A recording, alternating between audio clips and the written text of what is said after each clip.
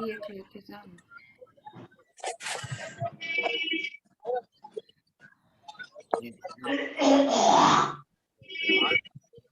नमस्कार। नमस्कार। हाँ प्रणाम। ठीक है प्रोफेसर साहब। प्रणाम।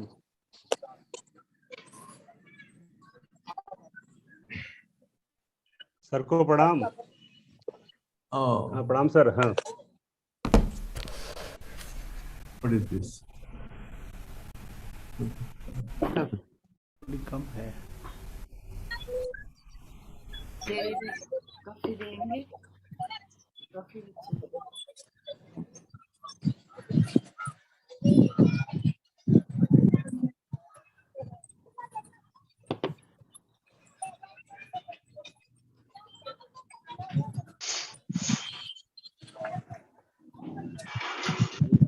join Zoom link and isn't given what the Zoom link is.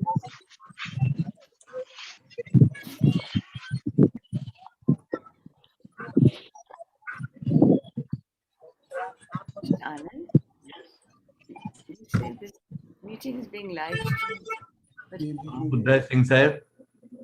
नमो बुद्धाय, कैसे हैं? ठीक है? ठीक ठाक है सिंह साहब। हाँ ठीक है। मैडम ठीक है? मैडम ठीक है? ठीक है, ठीक है, absolutely.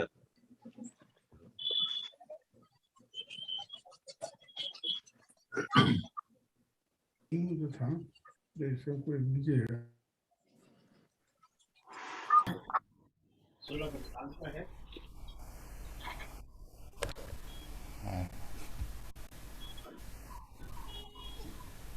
What's this stuff? NaMo Kiran Lama ji.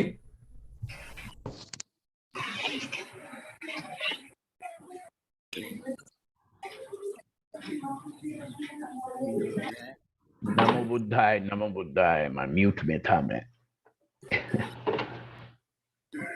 Man, a little while ago.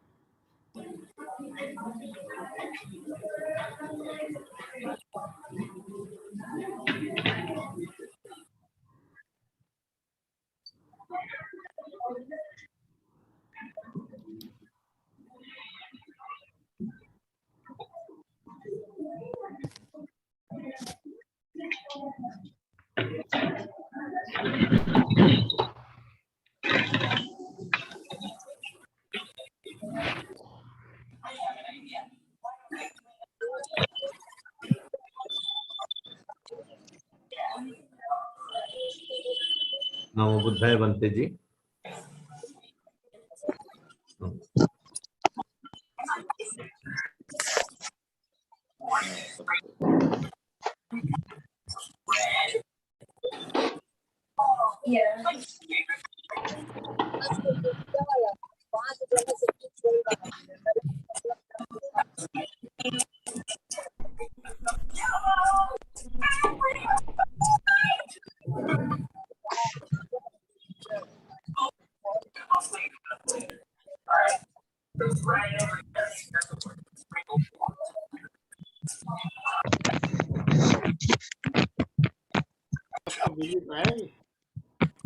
वही है।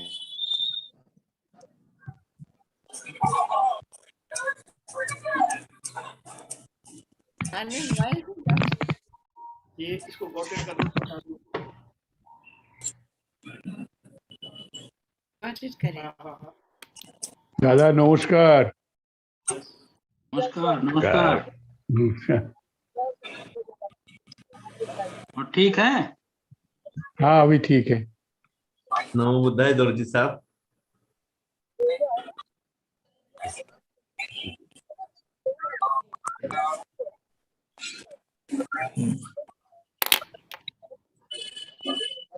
नमो बुद्धाय दौरजी साहब। जी नमो बुद्धाय, कैसे है?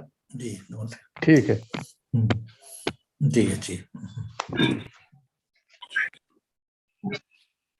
Somebody called Nangze Dorchi. You want to know two places? How to finish that? NaMo बुद्धाय sir.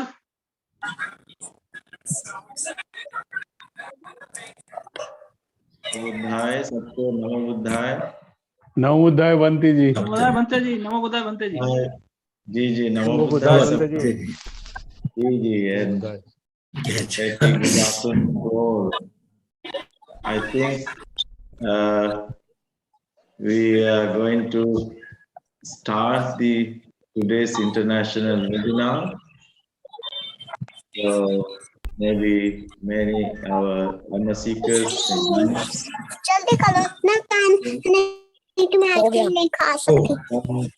Some noisy are there. I kindly request to our participant, please mute your mobile because this is program need very calm and quiet atmosphere. So I kindly request to keep your mobile mute, and I request Yeah. our Kindly put your mobile. Kiran Lamaji, the secretary of Daijokyu Buddhist Temple, Buddha Gaya, and a member of the Mahabhuti Society of India, please start today's webinar. Thank you to all.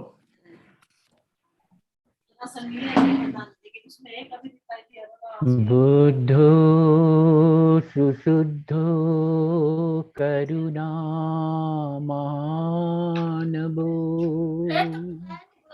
जो चंत शुद्ध बर ज्ञान लोचनो लोकसपापुपकिलेश घाट को बन्दामि बुद्धं अहमादरेण तम् बुद्धं शरणं गच्छामि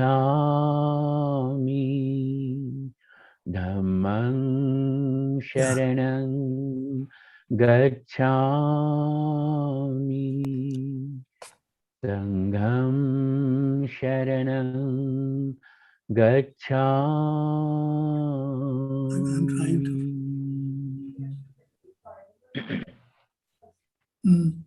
No, you can see. Sadhu, sadhu, sadhu.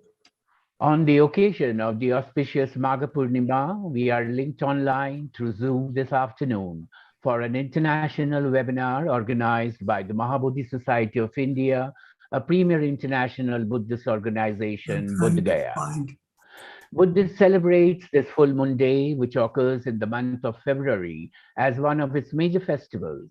It commemorates the day on which Gautama Buddha had announced his impending death.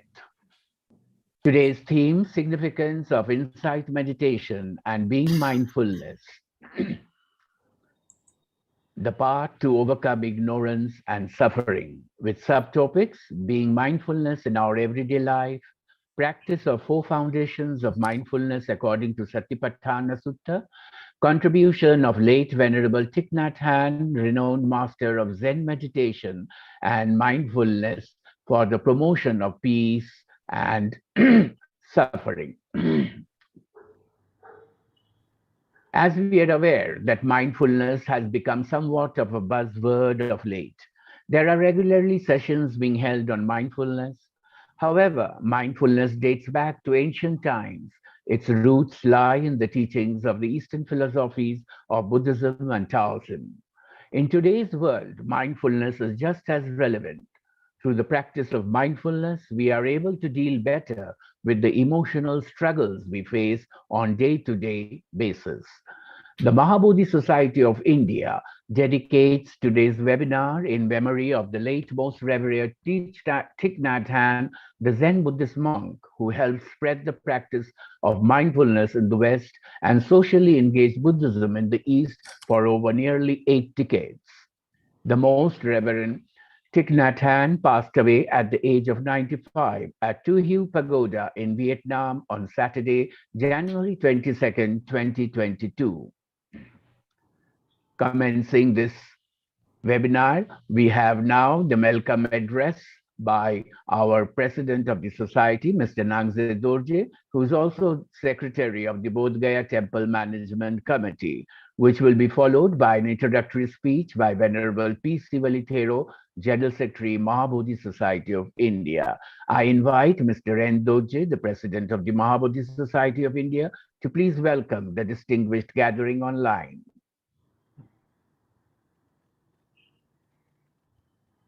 Most Venerable P. Sivalithero, General Secretary, Mahabhuti Society, India, Venerable Bhikkhuni Bodhicitta Theri, Australia, Venerable Bhikkhunis, respected Professor Dr. B.N. Lal, Vice Chancellor of Naunanda Mahavihara, Professor Dr. Vimaldra Kumar, Head of Department Buddhist Studies, BHU, Shri Sentam Seth, Dr. Kiran Lama, Secretary, IGQ Temple and Mahabhuti Society of India Governing Body Member, learned speakers, participants, and follower friends in the Dhamma present here. I am very happy that Mahabhuti Society of India, under the spiritual guidance of Most Venerable P. Sivalithero, the General Secretary, has organized this international webinar on the theme Significance of Insight Meditation and Being Mindfulness, the path to overcome the ignorance and sufferings. This occasion is marked to observe the auspicious Magha Purnima, which is celebrated with great respect as the Sangha Day, a tradition followed since the days of Buddha. The insight meditation and being mindfulness, what I understand is to look inwards within oneself and meditate to practice the awareness of mindfulness continuously through the mental process of belief, practice, and realize the true nature of emptiness and remain in such state of being awareness without distractions by outer forces of ignorant deeds and sufferings, ultimately leading to the attainment of Nibbana. I'm sure that the interactions and deliberations by the learned speakers and participants that will take place in this Dhamma meet through international webinar will throw more lights on this Dhamma subject for the better understandings and learning of all of us followers and listeners. I, on behalf of Mahabhuti Society of India, would like to extend a warm welcome and greetings from the land of Enlightenment, Bodh Gaya, and welcome you all, particularly the learned speakers, to this Dhamma meet. This year's observance of Magha Purnima is significantly dedicated with tribute in honor of the late Most Venerable Thich Nhat Hanh, the renowned Jain Buddhist teacher of mindfulness. He was widely well known as poet, peace activist, and prolific author. Besides his main teachings focus on the practice of mindfulness meditation, which greatly influenced the followers, particularly the Westerners, widely. I had the privilege of meeting him in person at Bodh Gaya Temple during his last visit to Bodh Gaya in 2008. I would like to offer my respectful homage to the great departed soul and pray for the furtherance of his teachings lineage in continuity by his disciples and followers worldwide, and contribute towards the promotion of peace and harmony in the world. Once again, I welcome you all. Thank you.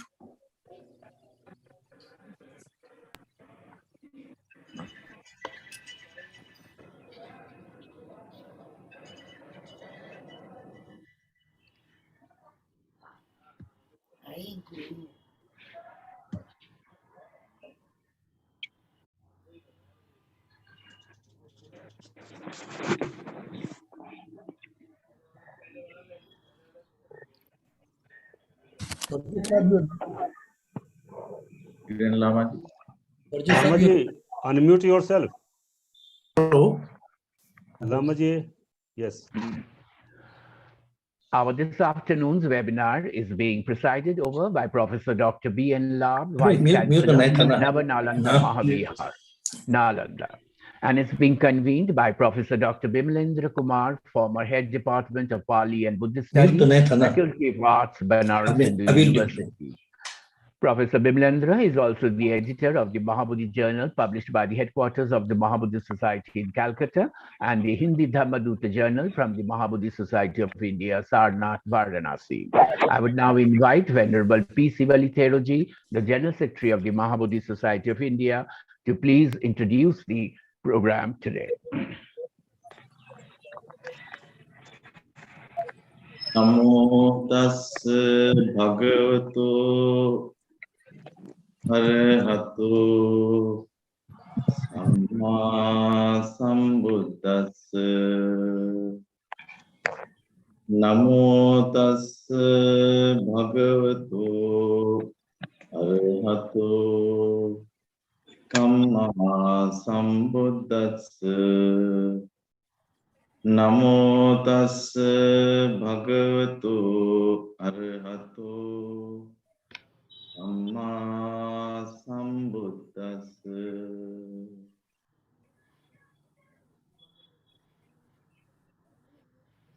Thank you. It is indeed very auspicious and very happy moment today. Meeting you all online international webinar to discuss very practical teachings of the Buddha. We have learned and we have read, we have listened many teachings of the Buddha from the Tipitaka, from various discourses Buddha has delivered some 2,600 years before.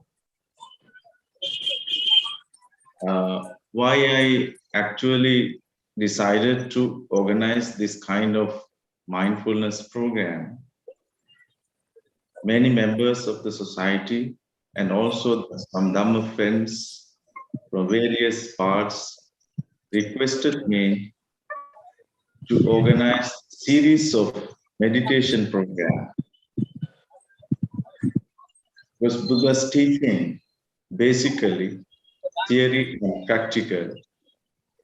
But ultimately, we have to come to this moment where we are discussing today.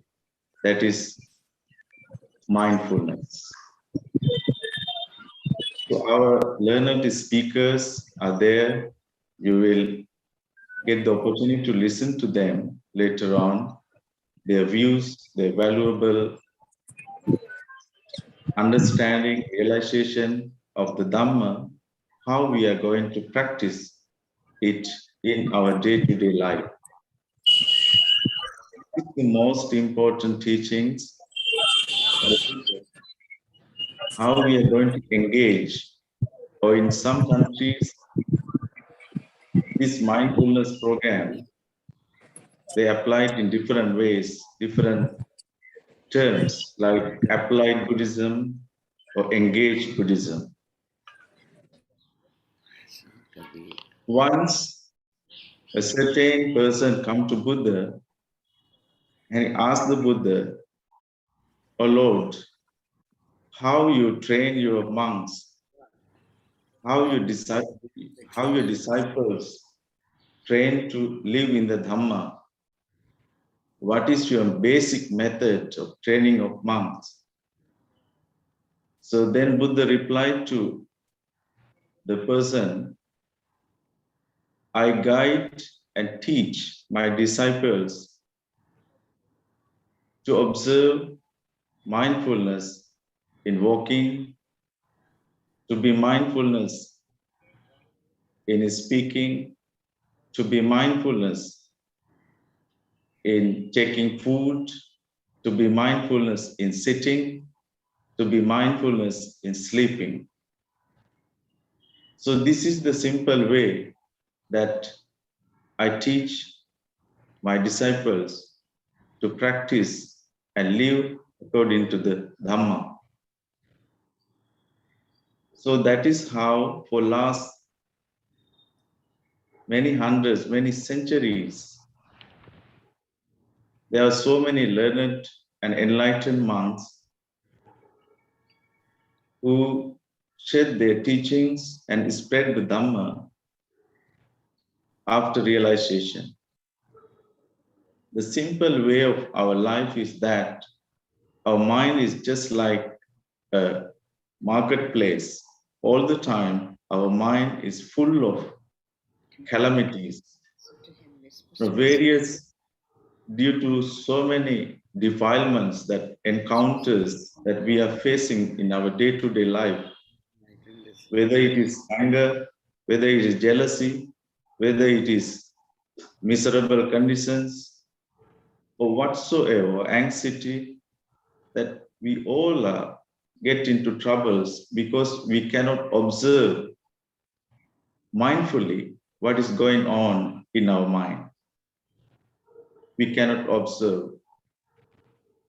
So ultimately, whatever we listen from the books, from the text, we must put all these teaching into practice. So this is the way, if we want to benefit from the teachings of the Buddha, we must bring those teachings into our day-to-day life, into practice. Then only we receive the blessings.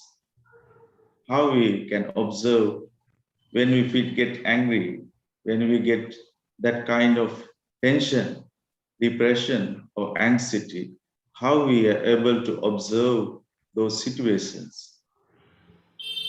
It's only the one way Buddha says in the Satipatthana Sutta, Ekayano ayang maggo sattanang visuddhiya soka paridhavana dukkha domanas payasa nibbana satchikiriya.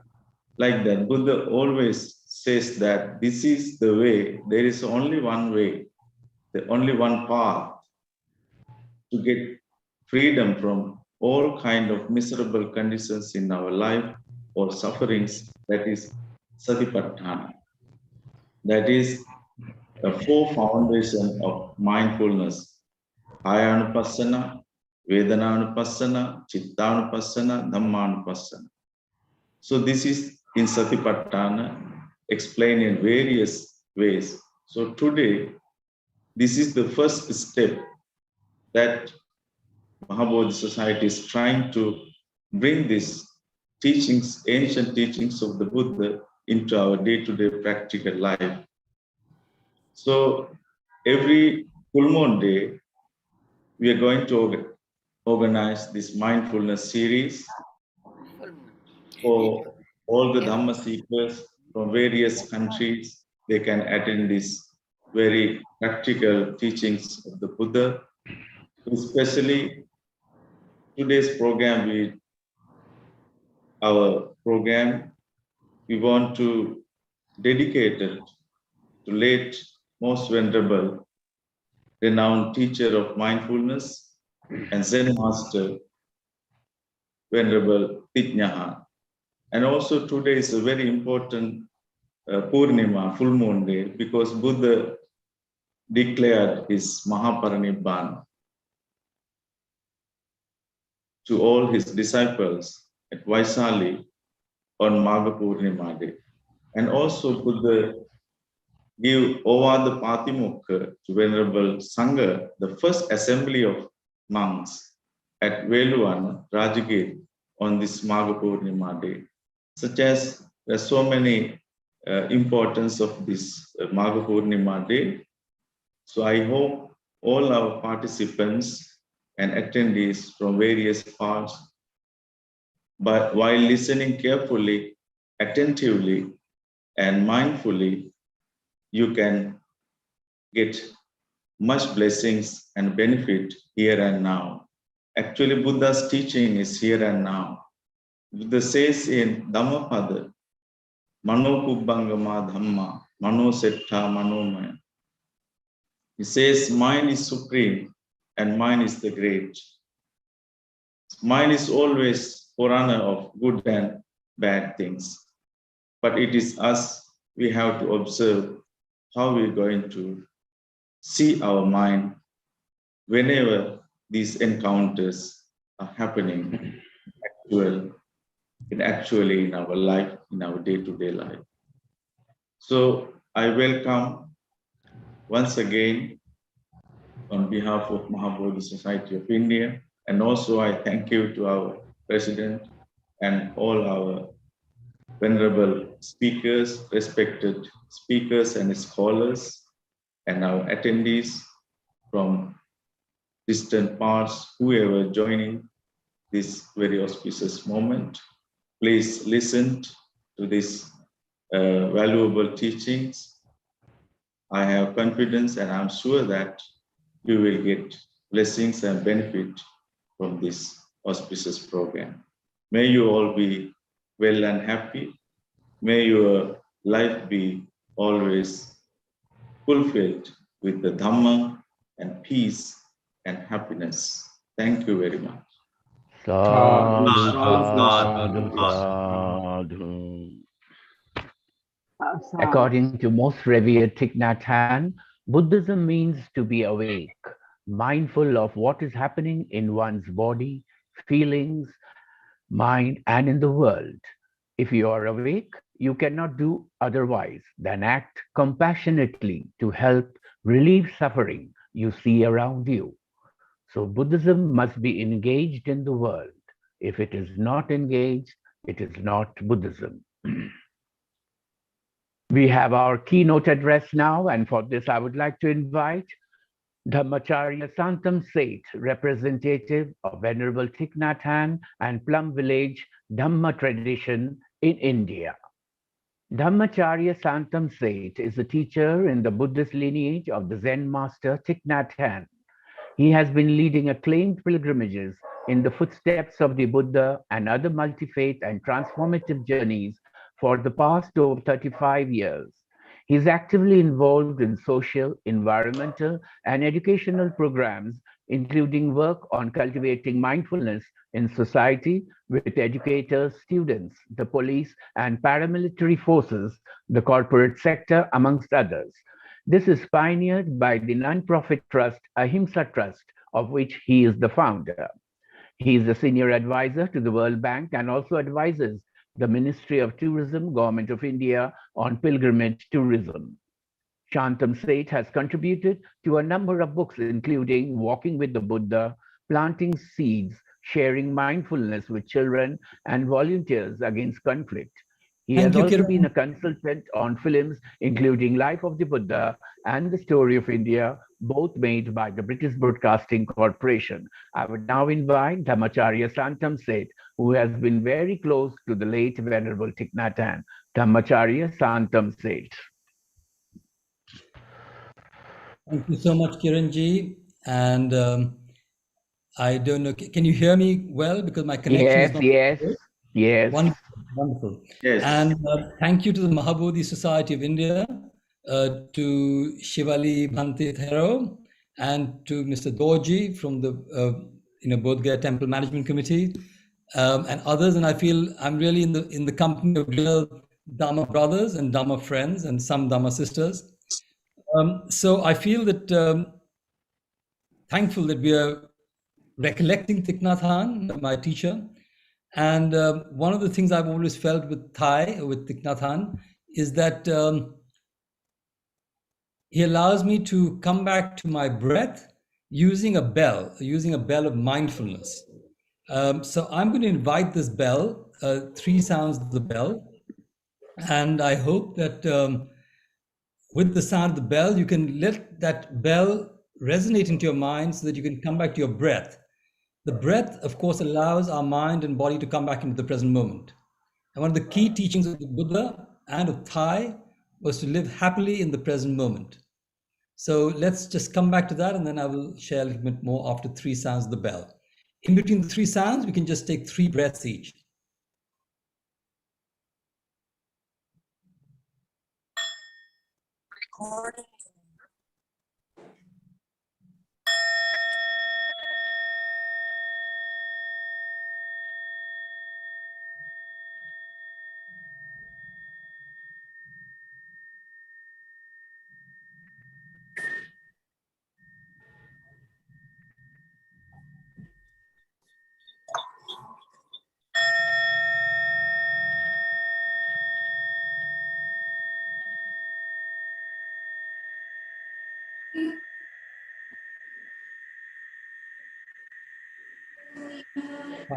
You can put your hand on the abdomen and just feel the rise and fall of the abdomen with each in-breath and each out-breath.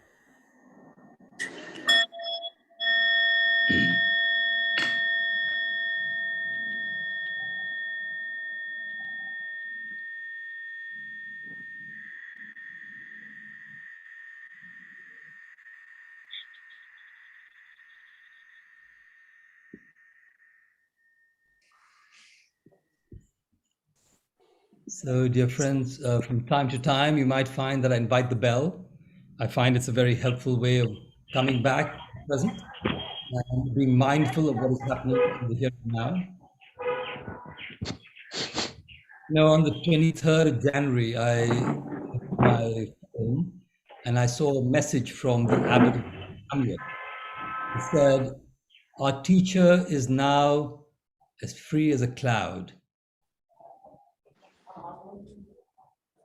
And I was reminded of the teaching that Thai, we call it Thich Nhat Hanh Thai, it means teacher in Vietnamese. I was reminded of teaching where he talks about the cloud and how a cloud never dies. A cloud might transform into rain, to snow, but it just transforms from one rupa, one form, to another. And so we're really attentive to the cloud in our cup of tea, or we can see the cloud in a flower where the rain has fallen on the ground and we can see the flower that's come up. And so this doctor साहब आएंगे तो कहना बैठ जाए अभी takes साहब आएंगे with body and mind, important to understand. And I remember once I was traveling with Thai many years ago, we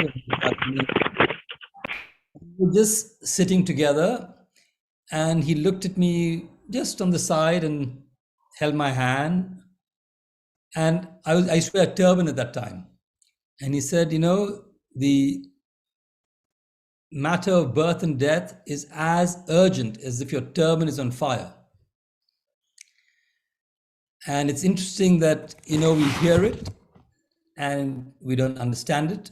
And then we hear it again and we try and understand it and how we imbibe it. But it's so interesting that after Thai passed away this time, that teaching has become so strong in me that in his death, in his passing, he has taught us, or not just me, many of his students and many of us, how we can start seeing Thai in many, many different forms, different ways. When I breathe consciously, as Shivali Bhante was saying about mindfulness of breath, I feel him in me. When I take a mindful step, I feel him in me. But I also see him in the thousands of students, the monks and the nuns and the lay people who are practicing in his tradition. I see him in my family. You know, he performed the marriage ceremony for my wife and me. He offered us the 5 awarenesses, which my wife and I recite every full moon. So today, as a practice of marriage, even though he was trying to persuade me to be a monk for some years. But when I said I would prefer to be a grihasthi, he embraced it completely and then offered to conduct the marriage. When our children were born, you know, he embraced them, called the elder daughter the Sangha baby, always made us welcome. So I see him in all these, and I see him in the tree that we planted in Bakror when he came, or a tree in the Sanskriti Kendra, the Sita Ashok tree in Sanskriti Kendra in Delhi, or the banyan tree that he planted in Dehradun, where we are setting up a plum village in India. And in many, many different ways, his teachings have influenced millions of people through writings, through his presence at retreats, through his talks. And one of his key teachings was the understanding of interbeing, Pratitsamutpada. And I remember once when we were at the under the Bodhi tree, and that time, in fact, the Mahabhuti Society of India had co-hosted a session for him at Bodh Gaya. And we were doing walking meditation around the main temple.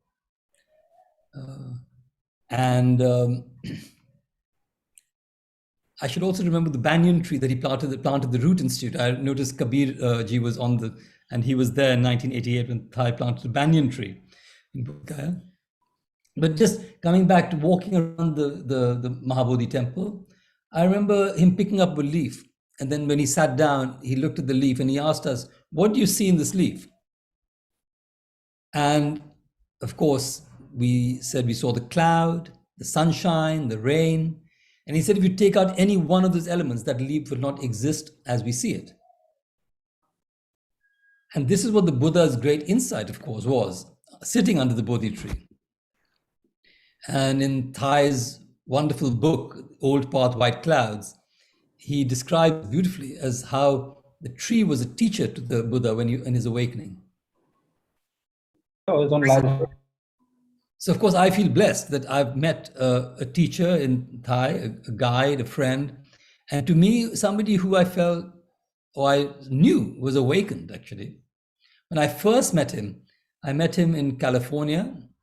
I was a sort of long-haired, slightly bearded hippie, Indian hippie, wandering around the West Coast, trying to find a way of being peace rather than fighting for peace. I was an activist, Halla Bol type activist. And I went to many teachers, and I slowly started finding my interest coming to the Buddha Dharma. I tried many different traditions. And then at a retreat at the Ojai Foundation, I was volunteering, doing the recording. And I just put my head up and I saw a monk wearing brown, sort of walking, but he seemed like he was gliding and just coming towards the big tree, an oak tree. And then I pretty much involuntarily got up and bowed. And then he sat on this cushion, very simple, but it felt a bit like, when we see the image of the Buddha sitting on a lotus, very light and yet very solid. And for the next 6 days, we had this retreat with artists. And the second day, he taught us the practice of walking meditation. And I think for the first time in my life, I felt the experience of peace, not just as an idea that I was sort of fighting for, something like that. And he also reminded me of Gandhiji in an interesting way, because he was involved in social engagement, as was described. He was involved, and much of his practice developed in the midst of the Vietnam or American War. How he developed the whole practice of engaged Buddhism, feeling that we can't really be sitting in the monasteries, chanting and lighting incense, but have to be out to help people. And he set up something called the Youth for Social Service, more than 10,000 volunteers, helping in villages, helping in reconstruction, not trying to be partisan to either the north of Vietnam or the south of Vietnam. And then he set up something called the Order of Interbeing in 1966, which is again not partisan to any Buddhist tradition, not to any particular sutra, but really trying to renew Buddhism in the text of the 14 trainings, a sort of contemporary interpretation of how we can look at the Pratimoksha. And he created a community which is really a fourfold community. We talked about the Sangha as a fourfold Sangha. And he always said that it's important that we have a fourfold Sangha, the monks, the nuns, the laymen, and the laywomen, like 4 pillars of a building. And we're all students and children of the Buddha. And I feel this sort of development of the Dhamma was very modern, is very contemporary, but also he developed many, many different practices that were important to our modern time, like telephone meditation, computer meditation, adapted to the West, hugging meditation, things like this, which a traditional monk would not be considered to do. But he was a revolutionary. Even when he was he ordained at the age of 16. He became a novice. And he was one of the first 6 monks in Vietnam to ride a bicycle. He set up a press, taught at the university. And he got to be quite well known slowly in Vietnam. And then he got invited to America to teach at the University of Columbia. And there he met many of the leaders of America at that time. And influenced to a large degree Martin Luther King in 1967, who for the first time came out against the Vietnam War. And Martin Luther King was was criticized at that time for mixing, civil rights and international politics. But Martin Luther King said, "No, I've met this man, and he's, and then that year nobody got the Nobel Prize. But it wasn't Martin Luther King only who got influenced. I remember he had a meeting with our own vice president, K.R. Narayanan, who then later became the president, when he came in 1997. So I came to India 3 times, 1998, 97, 2008. Dorji Saab mentioned 2008. And Mr. Narayanan was at that point thinking of setting up something called an ethics committee. And they had a long talk about it. And that ethics committee exists. And in that public domain, of course, he's very much known as the father of mindfulness. This is, of course, the great ancestor of mindfulness, the Buddha, as Kiranji mentioned, that, in the first Dhammachakravartana, the Buddha's talk about mindfulness. There are many texts about the mindfulness, especially, of course, the Satipatthana. But one of the interesting aspects of the way Thai taught mindfulness, or the Satipatthana, he tried to bring together the Anapanasati and the Satipatthana. In the Anapanasati, there are 16 practices of breathing. And he broke them up into 4 tetrads. And they linked very much to the Satipatthana's, the mindfulness of body, of feelings, of mind, and objects of mind, which Shivalivante was alluding to. And if we take this as a practice, we realize that we have those seeds, that seed of mindfulness in us. And we have to keep watering that seed of mindfulness to develop that practice of mindfulness. The practice of mindfulness is actually cultivating that seed in our mind, in our mind-body construct. And we do that with everything we do, whether it's mindfulness of breath, or mindfulness of body, or our feelings, and even in all our actions, whether it's mindfulness of eating, or mindfulness of drinking. And so when we practice mindfulness in that sense, it is really in the context of the Dhamma. It's not a tool, but it's a path, it's a practice. And when I look at, just for example, if you look at the first tetrad, when we talk about, because the topic refers to the Satipatthana, I look at the first tetrad and I look at the awareness of breath. Of course, that's part of Rupa. And the first is really just being aware of our breath. So breathing in and breathing out. In that mindfulness of breath, there is a revolution taking place. We are breathing, 18,000, 24,000 times a day.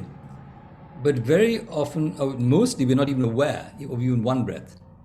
And as we become aware of the breath, that is mindfulness of breath, our thinking stops, our anxiety, as Shivalithara, stops, and we slowly come back into the present, which allows us to become aware of what is happening in the here and now, both within ourselves and around each other, around us, our environment.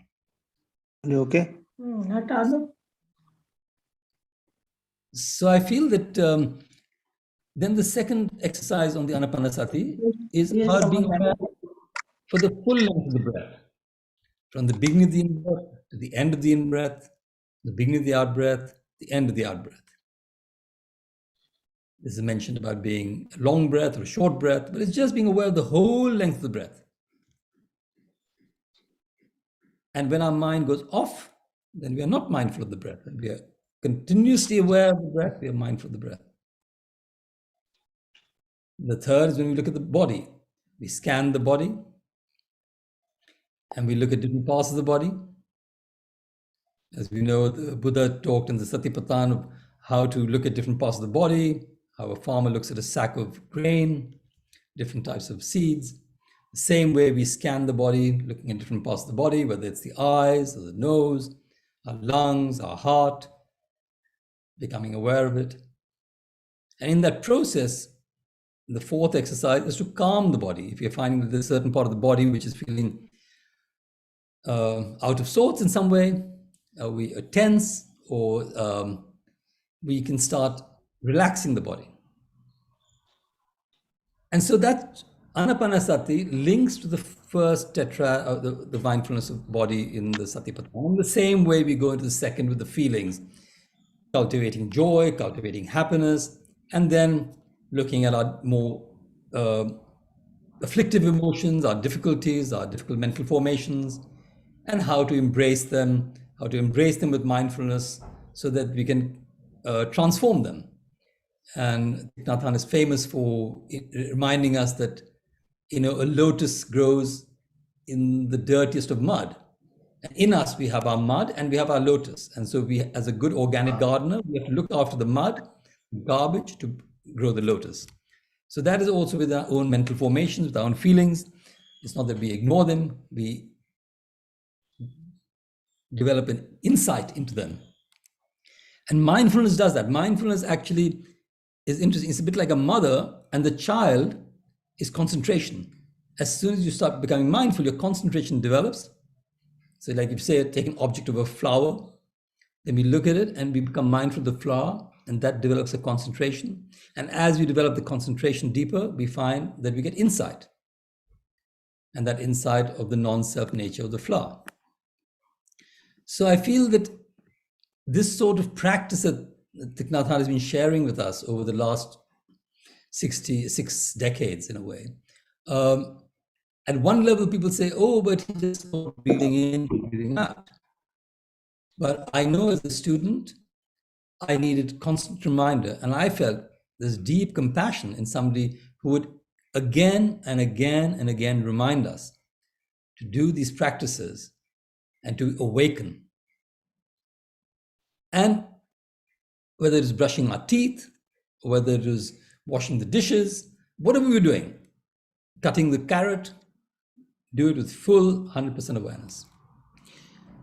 And it isn't that mindfulness was only in one tradition or only in Buddhism. It's there in many, many traditions. But what I liked and what I like about Thay's tradition is that in a way he combined, and this may be because of his Vietnamese origin, he combines Theravada, Mahayana, and we even have Vajrayana lineage. I remember when we went to Vietnam in 2007, he was conducting ceremonies to heal the wounds of the American-Vietnam War for all sides, non-discriminatingly.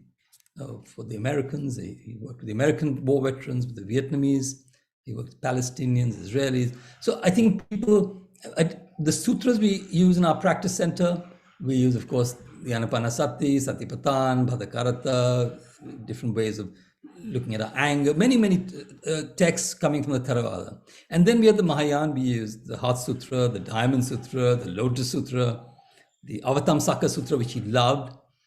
And so we feel that these this sort of tradition of Buddhayana was what he was trying to cultivate. And one of his great insights, I just feel is one of the most, it comes quite easily when we think about the interbeing nature of everything. One of his great insights, I feel, was that the next Buddha will be a Sangha. It will be a collective awakening. And of course, this will happen by watering that seed of mindfulness individually and collectively. And so the community, the Sangha, as the Buddha called it, one of the gems, one of the great treasures, is important, that the Sangha, building the Sangha community is a key element without discrimination. So as I said, I see him still, our Sangha goes beyond human beings. We can see the trees, the flowers. I see him on Rajpath, on Gandhi Jayanti on 2008, he was walking down Rajpath, doing walking meditation, all these different ways that we can see somebody. And I see that in my own father, my own blood father, who also passed some months ago. It's not just in Thai. Thai taught me to do that. I can see my grandmother in that way, my mother. So it's interesting that this teaching of no birth and no death has become a very key part of his transmission. So I know that I have a limited time to share, so I think I'm coming to the end of my time. But what I would like to do, if you don't mind, is just share a very short poem, which is a contemplation he offered on no coming and no going. It's something which I feel has a lot of wisdom in the words, and I will just share that with you.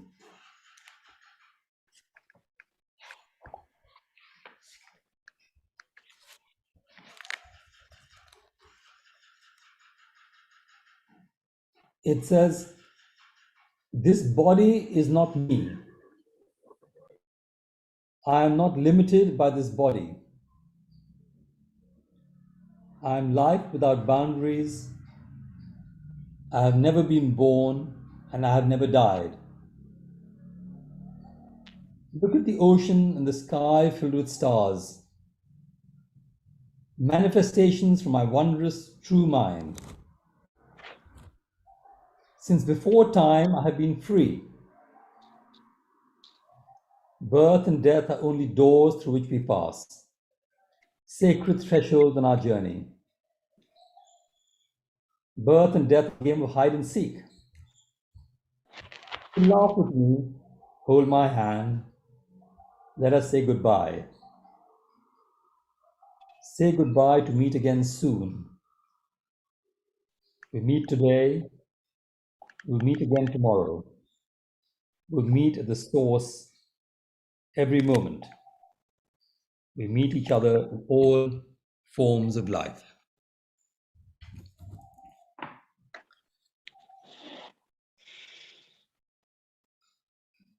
So thank you, dear friends, for listening attentively. And I would like to invite a sound of the bell. And as I close, I would again like to express my gratitude to the Mahabhuti Society of India for commemorating Magha Purnima in this year with Thai. It's one of the days when the Buddha had suggested that people recite the Pratimoksha. And actually in our community in Plum Village, and even in our community in India, we recite the trainings, and we will be reciting the 14 trainings this evening as a community.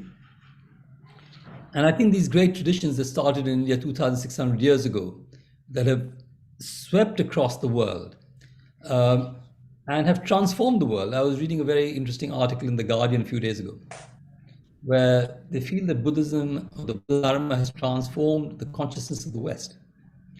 So whatever we can do in India in our own way, I really feel that we right now see a lot of the Buddha Dharma under the earth at many of the archaeological sites that I go to regularly.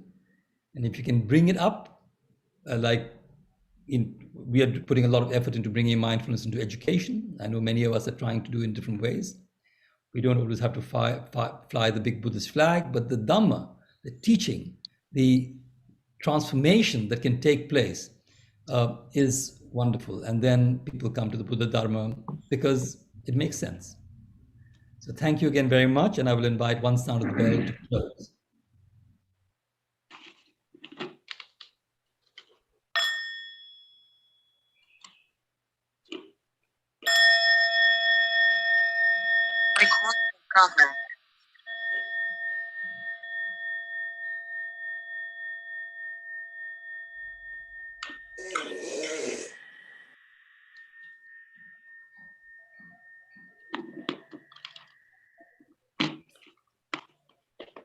So thank you again for your kind attention, and I will hand back to Kiran Lama. Thank you. Sadhu, sadhu, Sadhu, sadhu. sadhu. That was indeed enlightening for all of us to know about mindfulness, your association with your beloved teacher, the Most Reverend Thich Nhat Hanh. We would love to listen more in future within this series.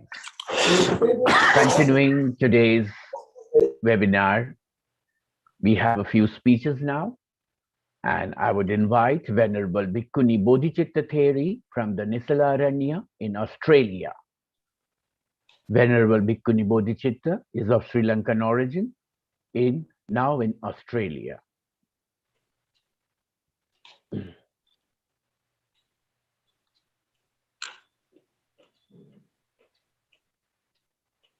Namo tassa bhagavato arahato samma sambuddhassa. Namo tassa bhagavato arahato samma sambuddhassa. Namo tassa bhagavato arahato samma sambuddhassa. Sangharatni Sarai. With the permission of the Mahasangha, may I speak few words in the Dhamma. The distinguished guests, the President of Mahabhuti Society of India and all the committee members, and dear devotees in the Buddha Dhamma. So much merit for inviting me. I'm honored and I'm happy that I could share a few words. It's a very important topic, as the previous speaker mentioned, that today we dedicate all the merits that we generate in memory of Zen Master Thich Nhat Hanh. As everyone mentioned, that he is well known as the father of mindfulness because he took this mindfulness practice to the West, from the East to the West. And it was embraced. Like the previous speaker mentioned, that in India, when the Dhamma is buried underground, but in the West, it flourished thanks to few like Venerable Thich Nhat Hanh and to Dalai Lama and to few other precious gems in the Sangha, that the West is now coming to the understanding of how Buddhism can really help us in our day-to-day life, how to live a stress-free life.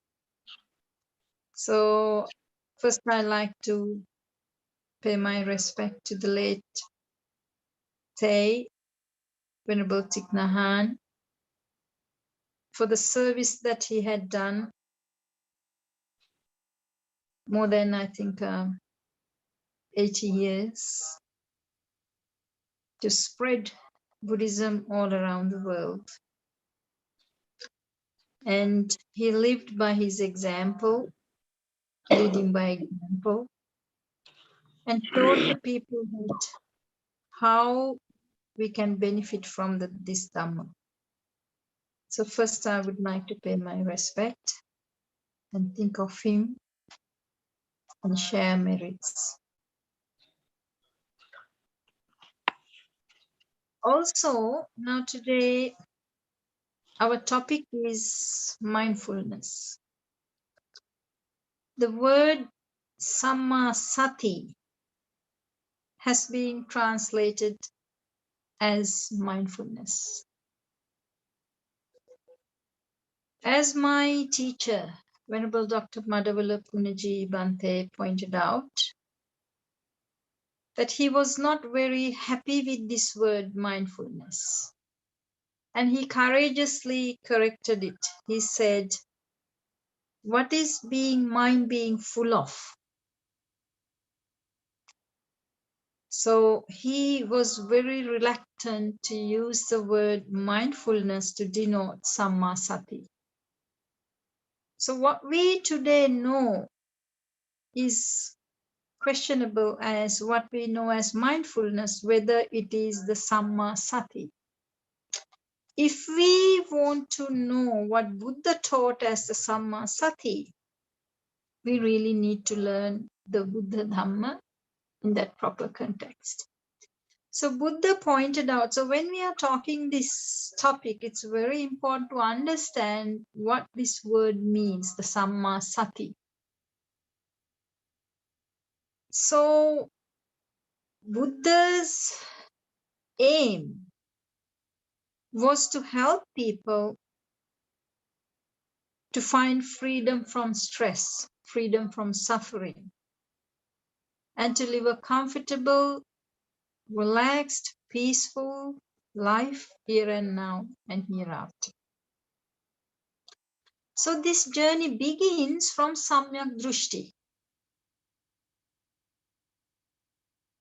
It is by after gaining the understanding the Four Noble Truths, having that correct perception, the right view, that we can practice the Samma Sati. Because the path to find freedom from suffering is Noble Eightfold Path. No other path that is the only way.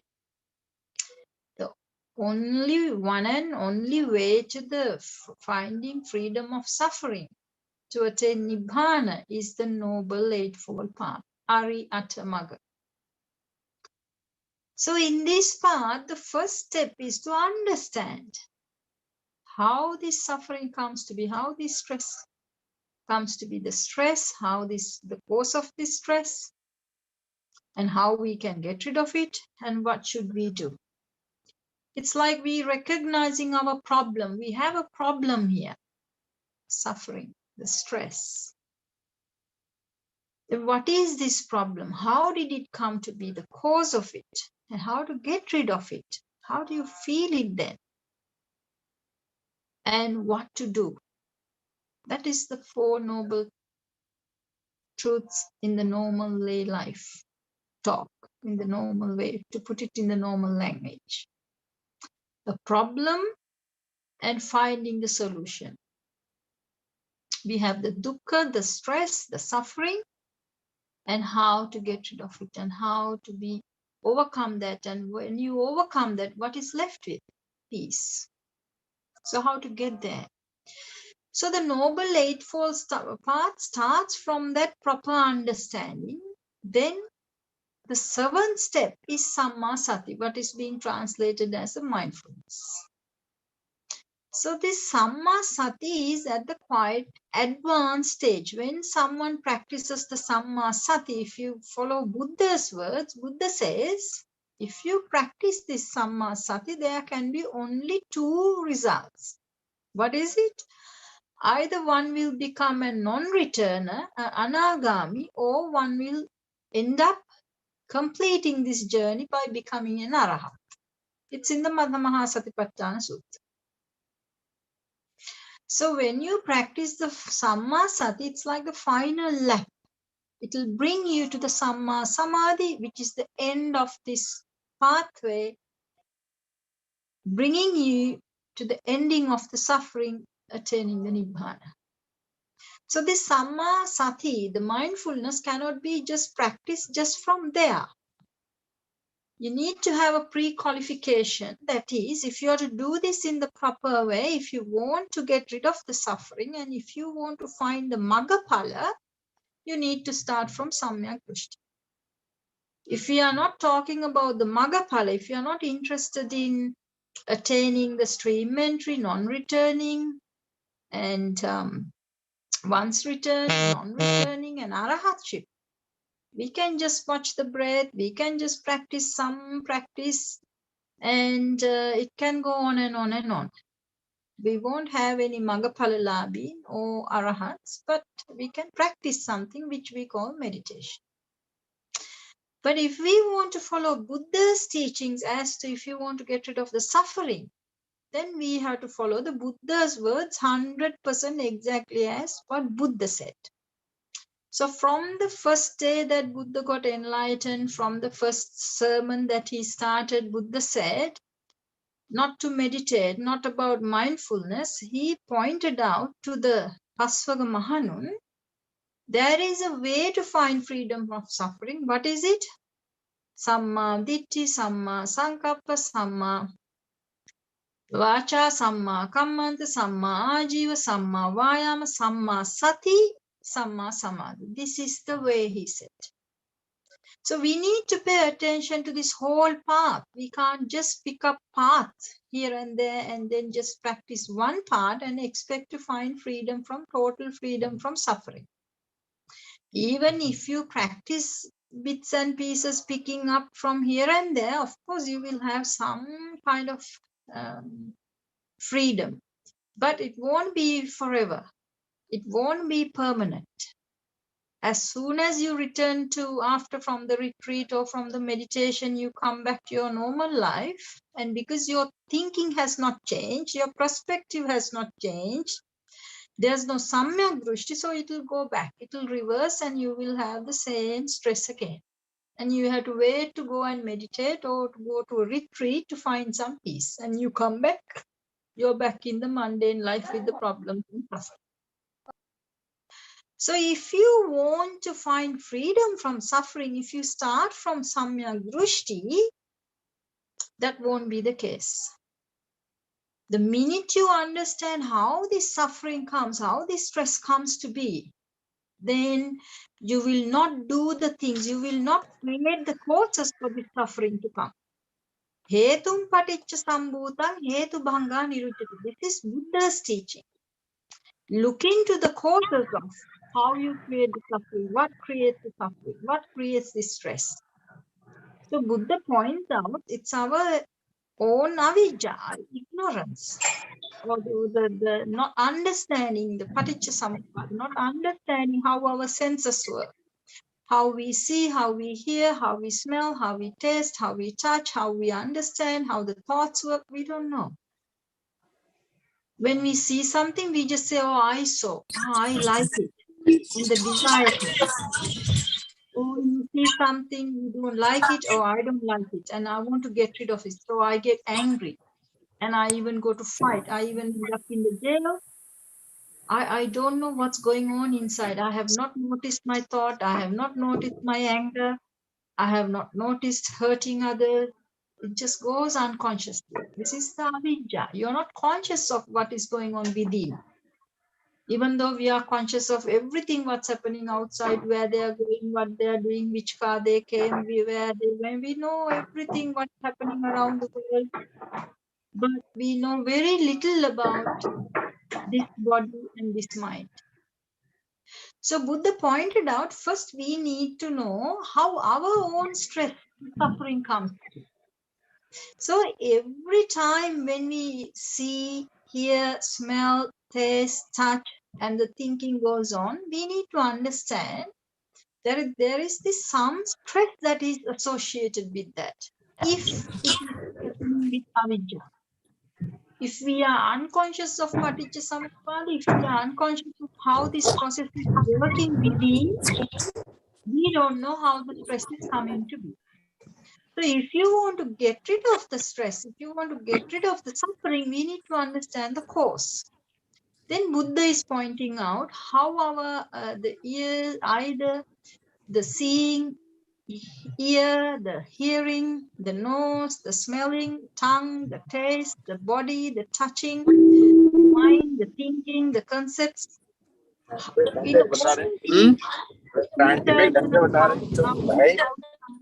what we look up to be the world is created by Rupa, Vedana, Sankara, Vijnana.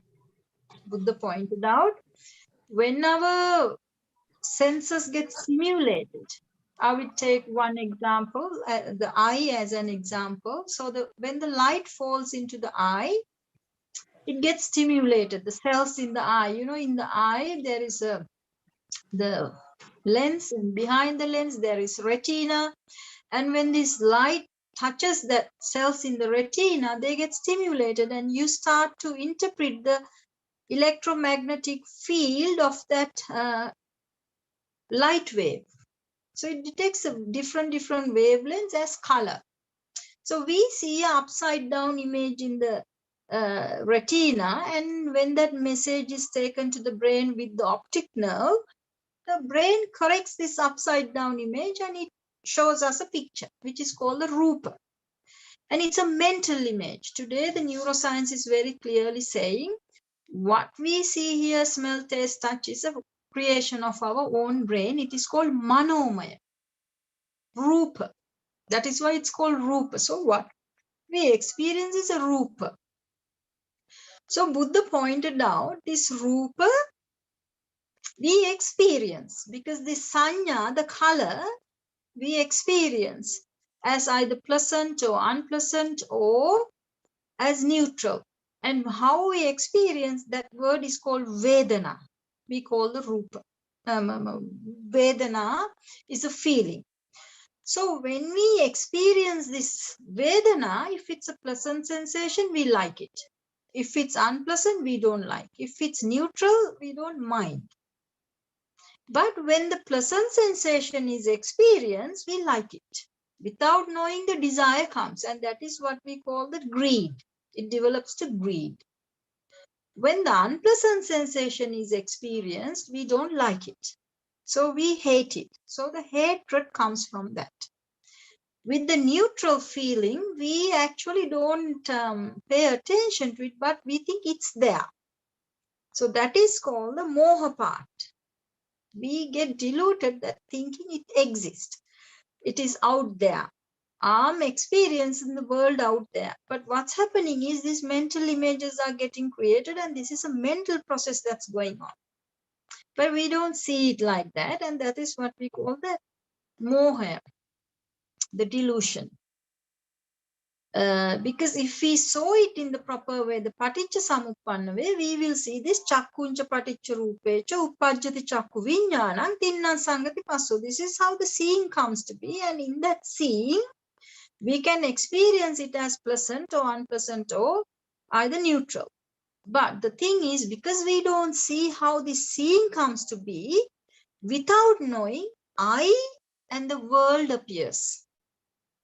In this reaction, there's two sides to it, the subject and the object. The one who experiences becomes I, capital I, and what we experience is out there in the world. But actually what's happening is just a stimulation from these external forces. There's a stimulation in the internal organs, and then the brain interprets and shows us a picture. And what we experience is a mental image, rupa.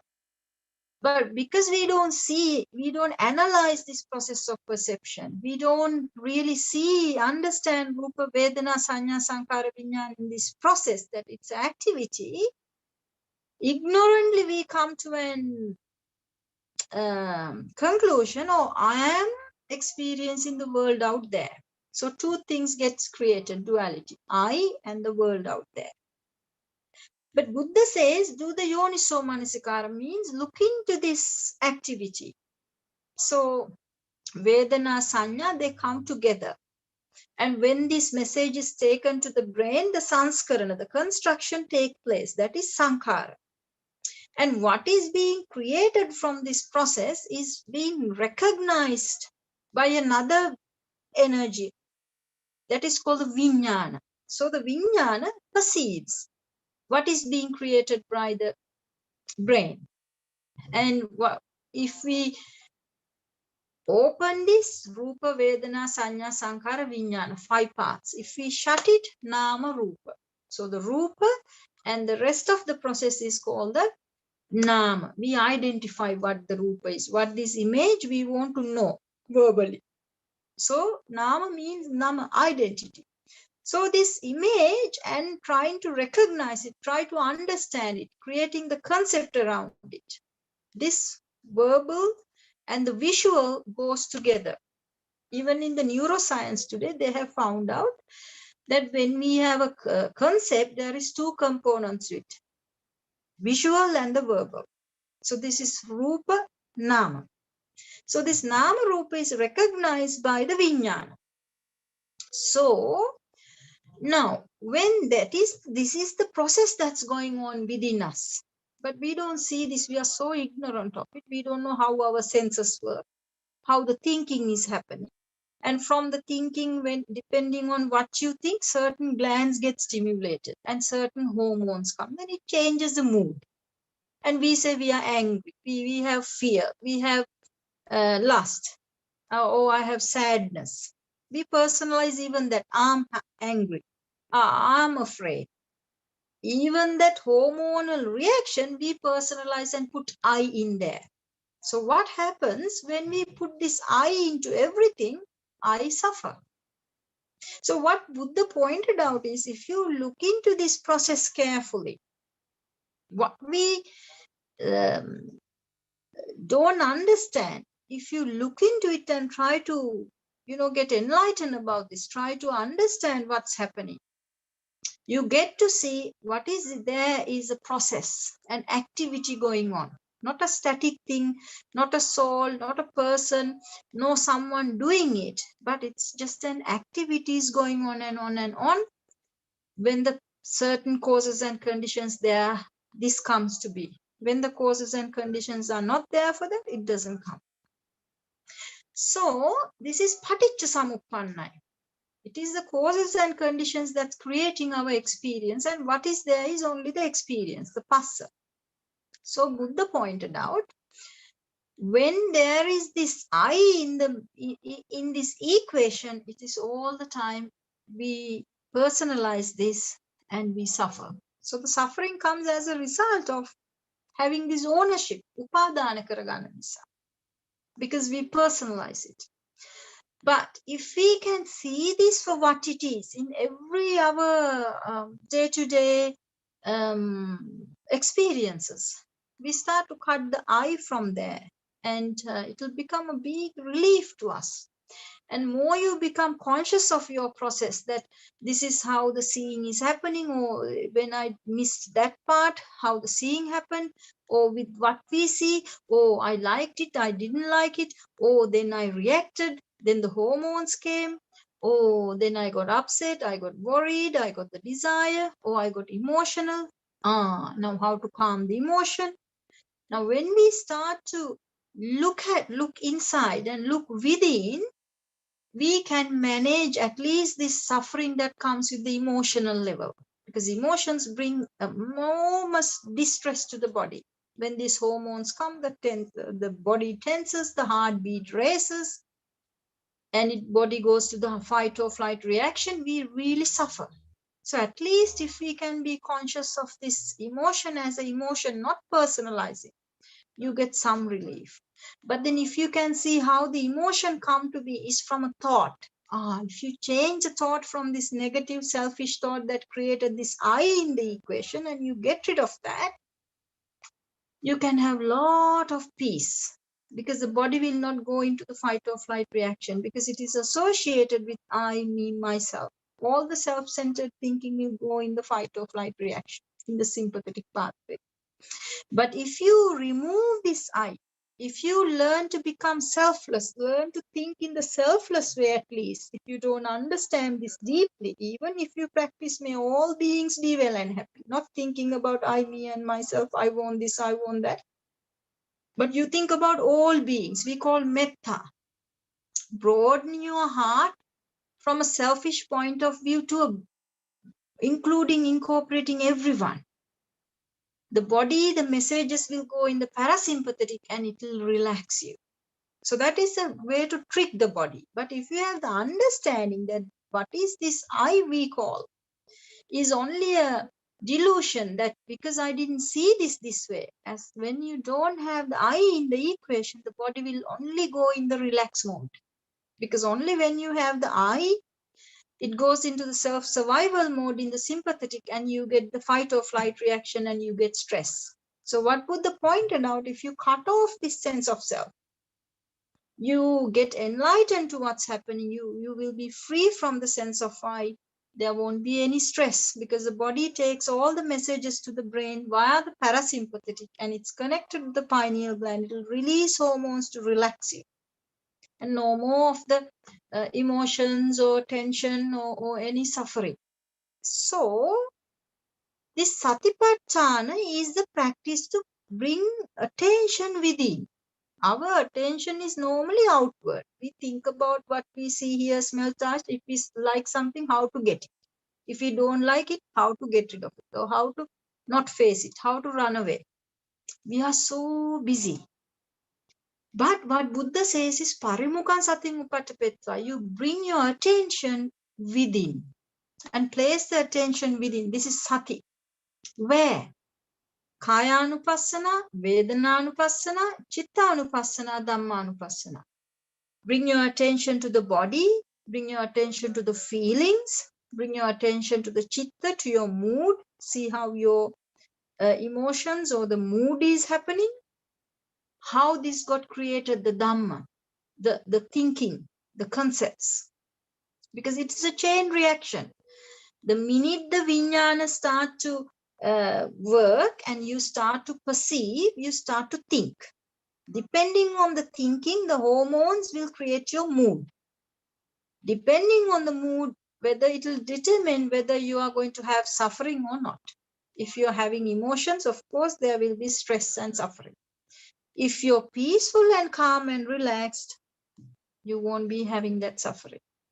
So there's a chain reaction too. In order to know what's happening within, if you want to be free from suffering, you need to understand this. This is why the samyak drushti is must. Only the people who have samyak drushti, who enters into the stream, and if they practice from the having the proper perspective of knowing what they are looking into when they are looking into the breath, they will get enlightened. Otherwise, we will only meditate. No enlightenment, because you don't know what to look into when you're looking into the breath. So when we look into the body, Buddha says, because by the time when you come to the Samma Sati, when you are to practice the Satara Satipatthana, we use the breath as the technique to look into the body, because the body is so relaxed now, because you have purified your mind, because you understood the Samyak Drushti. Now you don't think in the negative way, the selfish way. So you develop Samma Sankappa. Instead of all the time thinking of Kama Vitarka, Vyapada Vitarka, Hinsa Vitarka, thoughts about sensual pleasures, thoughts about hatred, thoughts about ill will, and thoughts about cruelty. Now you have changed the way you think, because you know that is selfish thinking. That will bring me suffering. So if you want to be free from suffering, you're going to change your thinking 180 degrees around. And what Buddha says, Nekama Sankappa, Avyapada Sankappa, Ahinsa Sankappa. So you're going to think of renouncing this wanting to please your eyes and ears and nose and tongue and body and mind and everything. So renounce that Kama Vitarke, because it is that Kama Vitarke that is going to start this stress process. So very important to understand. We don't need a Buddha to tell us that the unpleasant feeling brings us unhappiness. That is understood. But what a normal person, common person, lay person doesn't understand, the Pruthajjana, is that pleasant feeling brings enormous suffering, because it's hidden in there. This Sukha Vedana, the pleasant feeling, we like it. The minute you like it, you desire. The minute you desire, that stress starts. And what we desire, we can't have forever. It is paticca samuppanna. It comes and goes. Even the pleasant sensation, it comes and it goes. So how can you hold on to it? So the minute that you lose it, you're utterly frustrated. So then it will go down to the ill will, even to the cruelty level. So this is why the Buddha had to practice so many eons to come to this understanding that this pleasant feeling, what is hidden, is the real suffering. So the Buddha comes to the world and says, don't practice this Kama Sukha Likanu Yoga. it'll only bring you stress. And this is what's happening today. Because we don't understand what Buddha pointed out, we keep on practicing living with this Kama Sukha Likkhana Yoga, only believing in the Kama, the luxury, the comfort, the TV, the games, the music, this, that, and the other will give us the happiness. All the material things, the wealth, the money, the everything. We think that will bring us happiness. But Buddha pointed out, no, that's where we go wrong. So Buddha says to look into the Kamaye Adinava. Look into the consequences of going after these pleasant sensations. Because if you depend on finding happiness by going after these pleasant feelings, you get into trouble. You're going after something that you can never hold on to. You can't never have it all the time. So you're utterly going to be frustrated. This is what we call today depression. People are practicing this Kama Sukha Likkhana Yoga and then they can't find the real happiness. Even though they want happiness, what they get is stress. So then depression. Then it will lead even to the suicide. So this is why the Buddhism has the answer today as how to overcome all these problems. How to be free from this madness, the stress that we have created on ourselves because we are so ignorant about how this process is going on. So we need to get enlightened into this. So the technique is to practice the Satara Satipatthana, to practice this mindfulness, we do need to first understand what's happening within us. So when you do that, when you purify your thoughts, now you're going to change the way you think. You're no longer going to appreciate going after only the pleasant feelings, but you're going to live the life with a meaning that you really want to live your life, use this human life to understand what's going on within you. So they will change the way they think and they will no longer will think in the selfish way. They will think in the nekkhamma vitarka, avyapada vitarka, avihimsa vitarka, renouncing the kama, the wanting these sensual pleasures, and will renounce the ill thoughts, will develop the loving kind thoughts, will renounce the cruel thoughts and will develop the compassionate thoughts. So they are selfless base. So when you do that, your body, the blood, the mind gets purified. And when you purify your thinking process, your words, your action, the way you live will be very pure. Samma vacha, samma kammanta, samma. If the program is good, your speech, the outcome will be good. Your speech, your action, and your way of living is also heading towards free from the stress, towards peace and relaxation, and towards happiness. So you come to a stage where then you practice the Samma Vayama, where you all the time you're conscious of your mind. You will not allow any unwholesome, unarisen, unwholesome thought to arise. You will not allow any arisen, wholesome thought to stay there. You will get rid of it quickly. And you will develop the unarisen, wholesome thoughts. And you will practice this wholesome thoughts until it comes to the maturity. The Samma Vayama has 4 parts: Samvara, Prahana, Bhavana, Anurakta.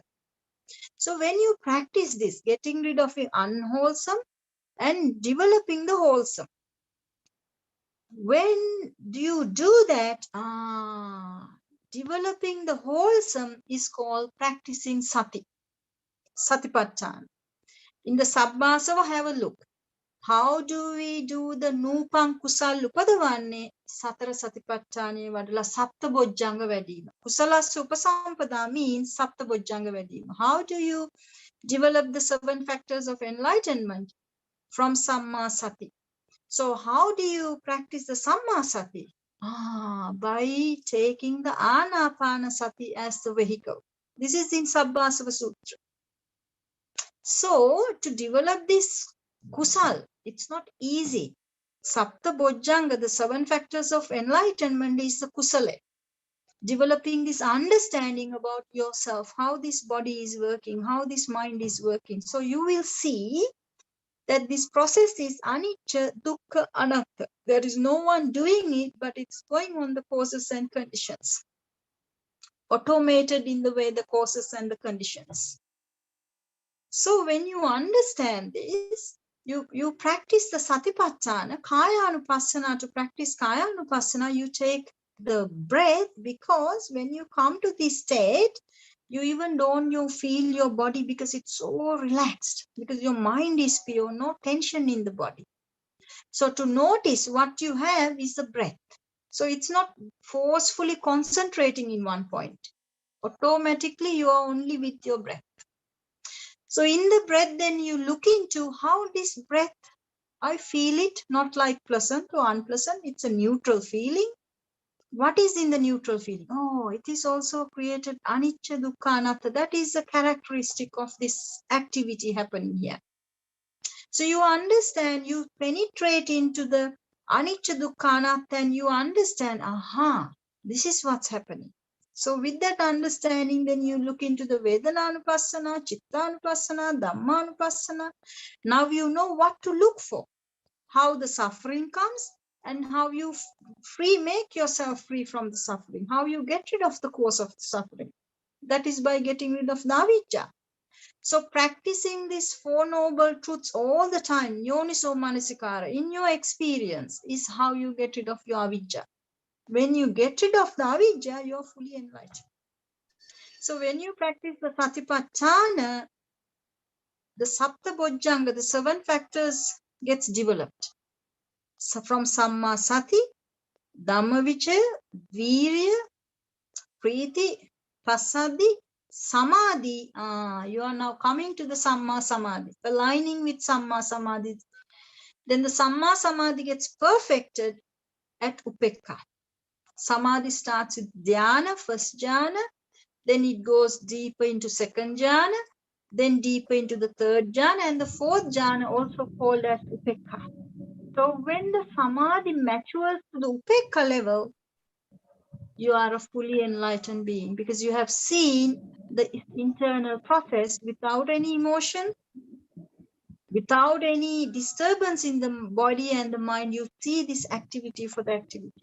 Because by the time when you purify your mind from samma sankappa, from developing the right concept, all the hindrances will start to go away. Slowly, slowly, slowly. By the time when you practice the samma vayama properly, not allowing any unarisen, unwholesome thought to arise, and not getting rid of all the arisen, unwholesome thoughts, you will come to the pure state of your mind through the jnana. It is from there, kusala samputa. So when you do that, why I say the final lap is the samma sati to the samma samadhi, become an arahat. This is why Buddha said, when if you practice the samma sati proper way, you can only have 2 results. Either you will become an anagami, and if you don't die, you continue to practice, you will end up as an arahat. So we need to understand this, and if we really understand and practice in the proper way, we will have the Magapalalabi, and we can find freedom from suffering. So I would like you all to pay attention to this and learn Buddhism from that noble eightfold path from the beginning, and get into the right view, and from that samyak drushti, practice it with the yoniso manasikara. Then we can have the eternal freedom from suffering, from attaining nibbana. So this samma sati, the mindfulness practice, is really there for you to get enlightened, to become an arahat. So thank you so much for listening. And I think now this satipatthana is, like I said, it's becoming very well known to the West. And my wish is that may everyone get it with meaning, so we all can practice it in the proper way, and we can get the results like Buddha expected. So we all can be stress-free and live a stress-free life and get enlightened and help others also who are immensely suffering. Now that there's too much drive for the sensual pleasures and too much drive for the worldly things, the suffering has increased. So there is a lot that we can do. And so let us practice and let us find the freedom from suffering and help others also who are immensely suffering from the stress. And so I hope that, given this short period of time, I just gave you a summary, like just a map of what Buddha taught and put the mindfulness into the context of the Buddha's main core teachings, into the Four Noble Truths and to the Noble Eightfold Path and the Paticca So you will understand how the things get linked, and hopefully you will be able to practice it with understanding, and hopefully, because this is a series, like Bhante Sivali said, we can continue with Dhamma discussion. So thank you very much for inviting me and listening attentively. And I also share the merits with Bhante Sivali for inviting me, and also with all the other monks and all the other committee members of Mahabodhi Society. And also would like to show my gratitude and pay my respect and like share the merit of this session with late Anagarika Dharmapalatuma, and also with late Venerable Thich Han, and with my late teachers, Venerable Bhante Punnaji, and also Bhikkhuni Kusuma, and everyone who have taught us and who have helped us. So may all of them also find peace, happiness, comfort, and bliss of Nibbana. And I wish you all the best also, and may you all be well, comfortable, peaceful, and happy. And may you all also find freedom from all kinds of suffering and attain the bliss of Nibbana if possible in this very life. May you all be well, comfortable, peaceful, and happy. Much more. Sadhu, sadhu, Sadhu, sadhu. sadhu. That was indeed very enlightening, defining the Eightfold Path, defining in order to obtain mindfulness. Continuing our speeches, we have now Dr. Mahendra Singh Ji, Trustee and Vice President of the Mahabhuti Society of India. I would like to invite Dr. Mahendra Singh. Thank you, Lamaji, Sadhuat.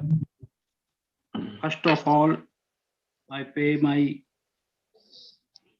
gratitude and regards to all the Buddhas and the future Buddha to come, and the venerable monks and bhikkhunis available here. Wonderful Dhamma talk by bhikkhuni, venerable bhikkhuni, Bodhicit, wonderful. And thirdly, I want to pay my sincere homage to the departed one, Venerable Thich Nhat Hanh, who served the humanity for the long period by giving the Dham talk and by writing so many volumes on the Buddhism. And again, I pay my gratitude to Venerable P. Sivali, who started this series of the mindfulness. It's wonderful starting on the Magha Purnima, on which day the Buddha declared that he will lay down his body after 3 months in the Kusinara. Because it is the day when Buddha was sojourning in the Vaisali, he asked Venerable monk Anand to go to the Chapal shrine, Chapal Chette. And after going there, I don't want to go in detail, but I want to tell in the short. He said, take up mat, Anand, let us go and spend the day at the Chapal shrine. Then, and the Blessed One said, whoever Anand has developed, practiced, employed, strengthened, maintained, scrutinized, and brought to perfection the 4 constituents of the psychic power, Riddhipad, psychic powers, Riddhipad, 4 Riddhipad, could, if he so desired, remain throughout a world period or until to end of it. The Tathagat Anand had done so. Therefore, the Tathagat could, if he so desired, remain throughout a world period or until the end of it. Buddha has repeated these words 3 times. But Venerable Anand could not discern the meaning, and his mind was influenced by the mark, and he could not request Buddha to stay in the lok for some period. And in the meantime, Mar jumped in and he requested Buddha to go and to take Nibbana. Buddha accepted the request of the Mara. This is the background of the Magha Purnima, and after that he went to Kusinara and laid down his body on the Baisakh Purnima. You all know this. It is a bare fact. Today's my topic is the being mindful in our everyday life. Mindfulness, our Venerable Bhikkhuni Bodhicitta has cast much light, very, very deep light on the subject. Nothing has been left by her. We are not to do anything more now, but as I have given time, I will speak some time. I will not take much time. I give some illustration. Once upon a time, monks on Buddha, what the Buddha method was, he used to give similes so that the people may discern and understand easily. Regarding the mindfulness, Buddha gave a simile. Once upon a time, monks, an acrobat means rope walker, acrobat climbed his bamboo pole and called to his people, "Now boy, climb the pole and stand on my shoulders." When the people had done so, the master said, "Now boy, protect me and I will protect you. By thus looking after each other, we will show our tricks, earn money, and come down safe from the pole." The people said, "No, master, it will not do." His disciple said that it is not the method. You protect yourself and I will protect myself. Thus, self-protected and self-guarded, we will show our tricks, earn money, and come down safe from the pole. That is the method. Buddha gave the simile. The Blessed One continued, "Now monks, just as a pupil said to his master, I will protect myself. I will protect myself. So should you practice the arousing of the mindfulness. That is, mindfulness should be practiced for self-protection. For the self-protection. I will protect others. Thus, the arousing mindfulness should be practiced to protect others. By protecting oneself, one protects other. By protecting others, one protects oneself. And how, monks, by protecting, now the Buddha asks a question, and how, monks, by protecting oneself, does one protect others? It is a question. Reply is given by Buddha himself, by repeated practice, by developing, by frequent occupation of it. What occupation of it? Occupation of the mindfulness. And how, monks, by protecting others? Now, second question arises by Buddha, does one protect himself? It is by forbearance, by harmlessness, by loving kindness, and by compassion. Monks, you must practice arousing of mindfulness, saying, I will protect myself, I will protect others. If one practices to protect oneself, and he also practices to protect others also, only then he can mindfully do the both sides.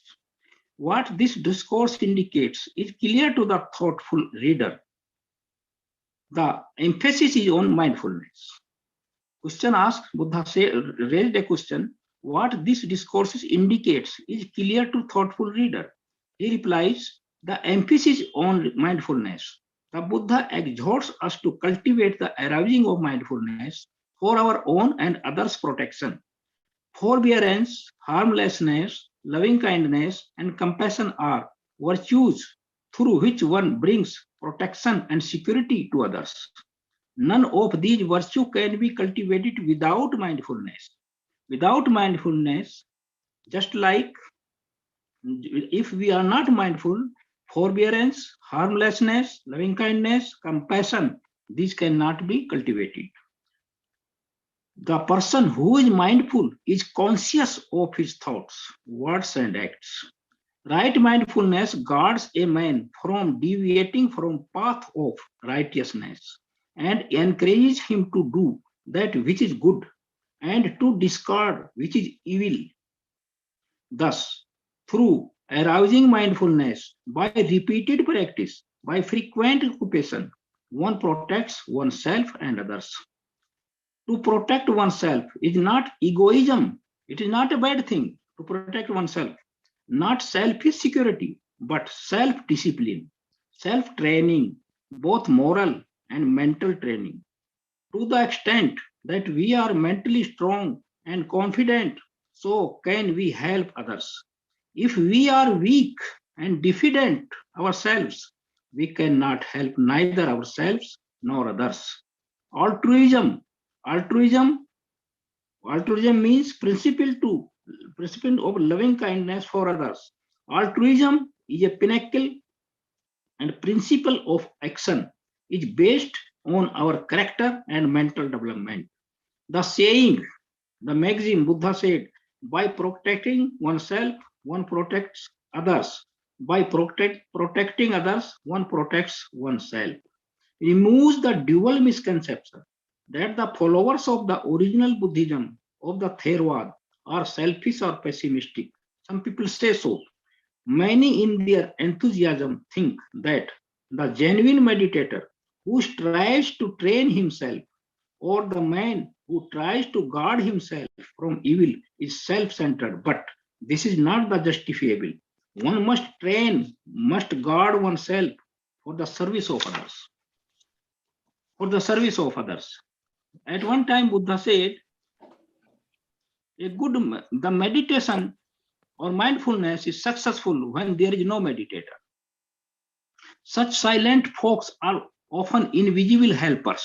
A person may be large-hearted, but if his private life is questionable and leads to no good from the standpoint of the Buddha, he neglects himself very badly and cannot really serve others. He is no real helper of the society because he himself bears so many demerits. How can he help others? Buddha says. We should also be on our guard against taking the latter part of the saying and overemphasizing it in our enthusiasm to serve others. The two parts of the sentence should be taken together if we are to be balanced.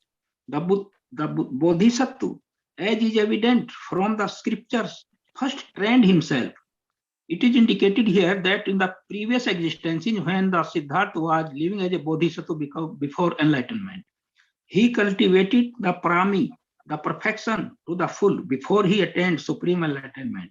Thereupon, exercising wisdom and compassion, the two cardinal virtues of his teachings, he guided others on the right path and became a true helper of the mankind. As a Bodhisattva, while giving a helping hand to others, he did not fail to help himself also. We ought always to serve others, while at the same time never forgetting ourselves and training ourselves in mindfulness. That is the right method leading to the welfare and well-being of the oneself and others. In another context, the Buddha says, one should first establish oneself in what is proper, then instruct others. He said, first establish yourself, then you can protect others. Such a wise man will not become stained, will not be remorseful. In the Buddhist text, often we come across the word apamad, heedfulness, which is very close to the word of sati, mindfulness. Apamad, heedfulness, is very close to the samma sati. It is difficult to translate apamad adequately. Literally, it means the non-neglect of mindfulness. Pamad, it is opposite, is negligence, which is in this context means allowing one's mind to wander among objects of the sensual pleasures. Apamad implies heedfulness. Apamad, heedfulness. Apamad implies, therefore, ever-present watchfulness or heedfulness in avoiding ill and doing good. The word is definitely used to denote mindfulness.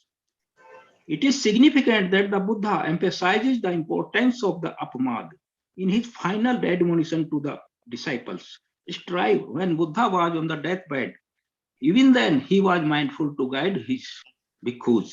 He said, strives on with heedfulness. Apamad, sammapadaka. It is equally significant to note that the last word of the Venerable Sariputta also, the foremost disciple of the Buddha, who predeceased the master, also advocated the value of apamad. Strive on with heedfulness. This is my advice to you. Mindfulness, complete awareness, and clear comprehension. These are the ways with which one brings meditation to fulfillment. He who is mindful and aware of himself at all times is already at the gates of deathless. What a good sentence. He who is mindful and aware of himself all time is already at the gate of deathless. That means Nibbana. He is on the gateway to Nibbana. What is the wonderful sentence? Meditation is the lifeblood of the Buddhism, as heedlessness is the death, says the Buddha. What the Buddha said? Heedfulness is the way to the deathless, and heedlessness is the way to death. The heedful do not die. It is a great meaning. The heedful do not die. It is not in the carnal or in the worldly language. The heedful do not die. Who do not die? Who is out of the cycle of the birth and rebirth? He will not die again and again. It is Buddha wants to stress here. The heedful do not die. The heedless are like the dead. Clearly understanding the difference, the wise in heedfulness, delighting in the pastures of the noble ones, Arya, rejoice in their own heedfulness. Ever meditative, ever strenuously striving, those wise ones realize Nibbana, the supreme security from bondage. The importance of heedfulness is emphasized by the master in these words. Again, Buddha said, as the footprint of every creature that falls in the earth can be placed in the elephant's footprint, which is the largest of all, even so heedfulness is the one quality by which one acquires welfare both here and hereafter. Heedfulness causes wholesomeness, thoughts, and have not yet arisen to rise. Buddha warns, heedfulness causes wholesome thoughts that have not yet arisen to rise. It also causes unwholesome thoughts that have already arisen to wane. In him who is heedful, good thought, not arisen, arise, and evil thoughts, if arisen, wane. The man with the presence of mind who surrounds himself with the watchfulness of mind, the man of courage and earnestness passes the lethargic and heedless pamad as race horse in the decrepit hack, heedful among the slothful, awake among the sleepy. The sage outstrips them all as the race horse is a hack. So the time has gone very much. So I am cutting short this talk because others, venerable and honorable speakers are there. So I conclude these words here, which on the mindfulness. So I am very happy on this day. The Bhante Shivli arranged this Dham talk on the Magha Purnima, and the very good speaker around us. So I extend my Namo Buddhaya to all. No. Sadhu, sadhu, sadhu. Concluding our speeches section, presiding over this webinar, I would now like to invite Dr. B.N. Law, the Vice Chancellor of the Navanalanda Mahavihara, to speak on this occasion.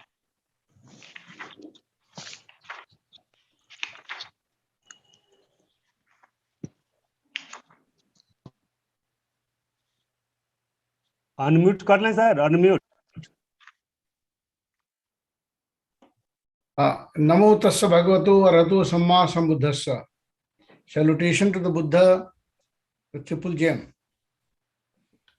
Venerable Sivali Theroji, Sri Nanji Dorji ji, the president of Mahabhuti Society, as well as member secretary of the Bodh Gaya Temple Management Committee, Dr. Kiran Lama ji, Professor Bimlendra Kumar ji, and all other honorable speakers, as well as other participants. It is a privilege for me to be with you and share some of my thoughts. We know that the Purnima, that is full moon day, is in the lunar calendar, is considered as the last and the final day of a particular month. Particularly in the Bharatiya tradition, we find that whether it is Sanatan tradition or Buddhist tradition, Purnima is a very auspicious day.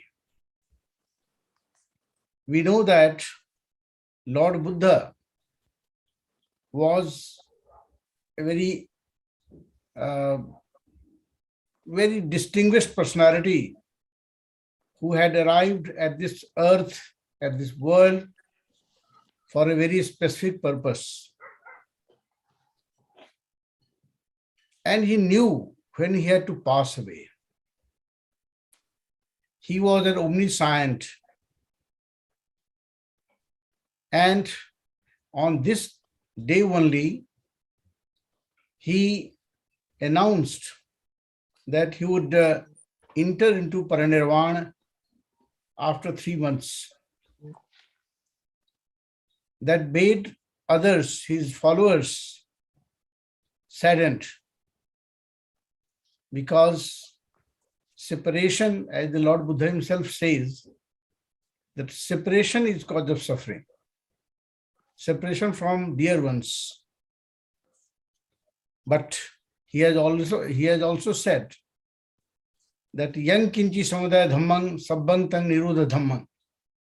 Whatever and whosoever takes birth or comes into existence has to pass away someday, sooner or later. So, according to the nature of law, the law of the nature, he had also to pass away, and he had announced that. This Magha Purnima, also called Maghi Purnima in our society, is a special day even from the perspective of Sangha.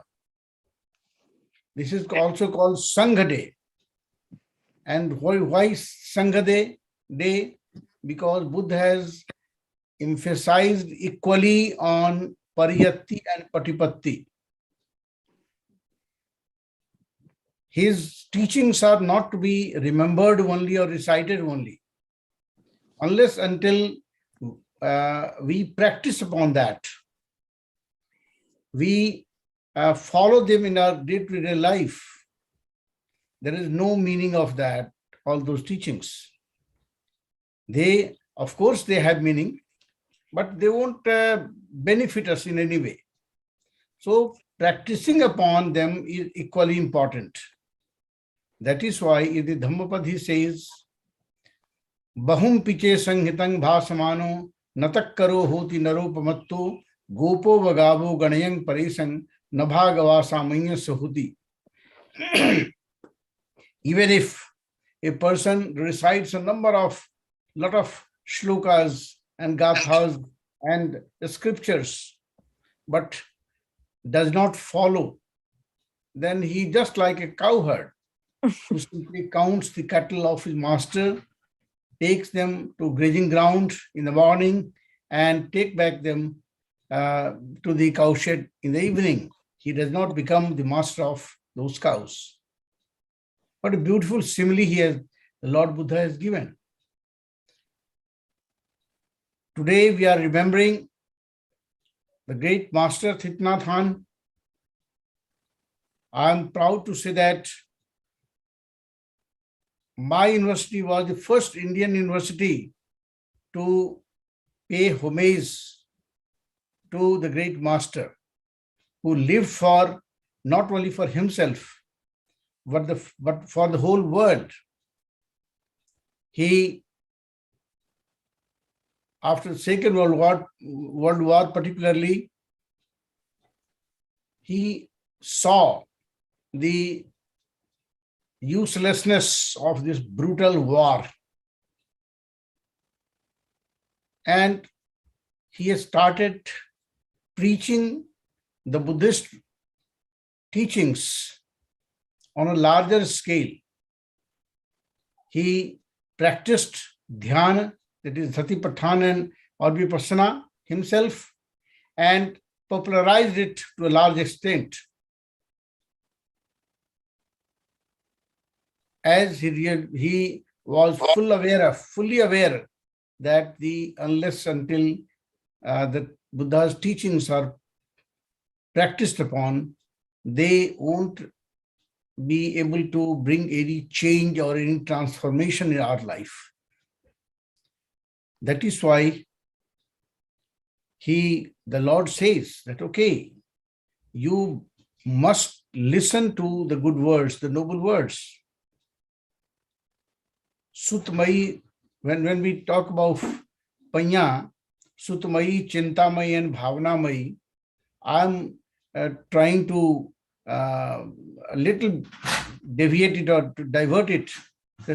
First, we must listen to the noble words of the Buddha or any saint. So learning and getting knowledge of good words are very important. Otherwise, what will happen? Our life will be just like a rudderless boat, which will not have any direction, any different direction. And we may lead our life aimlessly. So that is why we must listen to the noble words. After that, we must have chintan. We must have pondering over that. Because simply listening through this year and passing by this year, that will not carry any meaning. So those words must be here.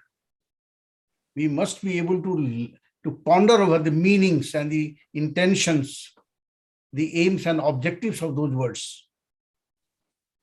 And then we must practice upon also. The 4 Satipatthanas, today, the significance of insight meditation.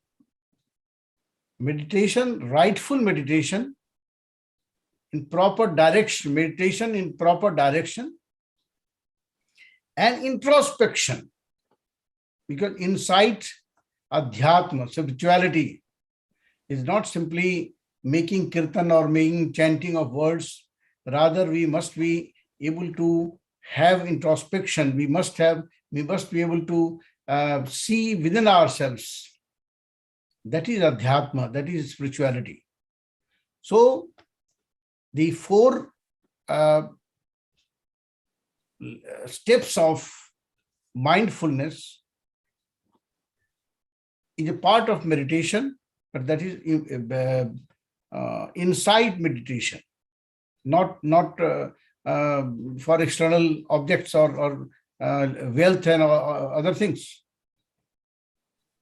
And if we do that,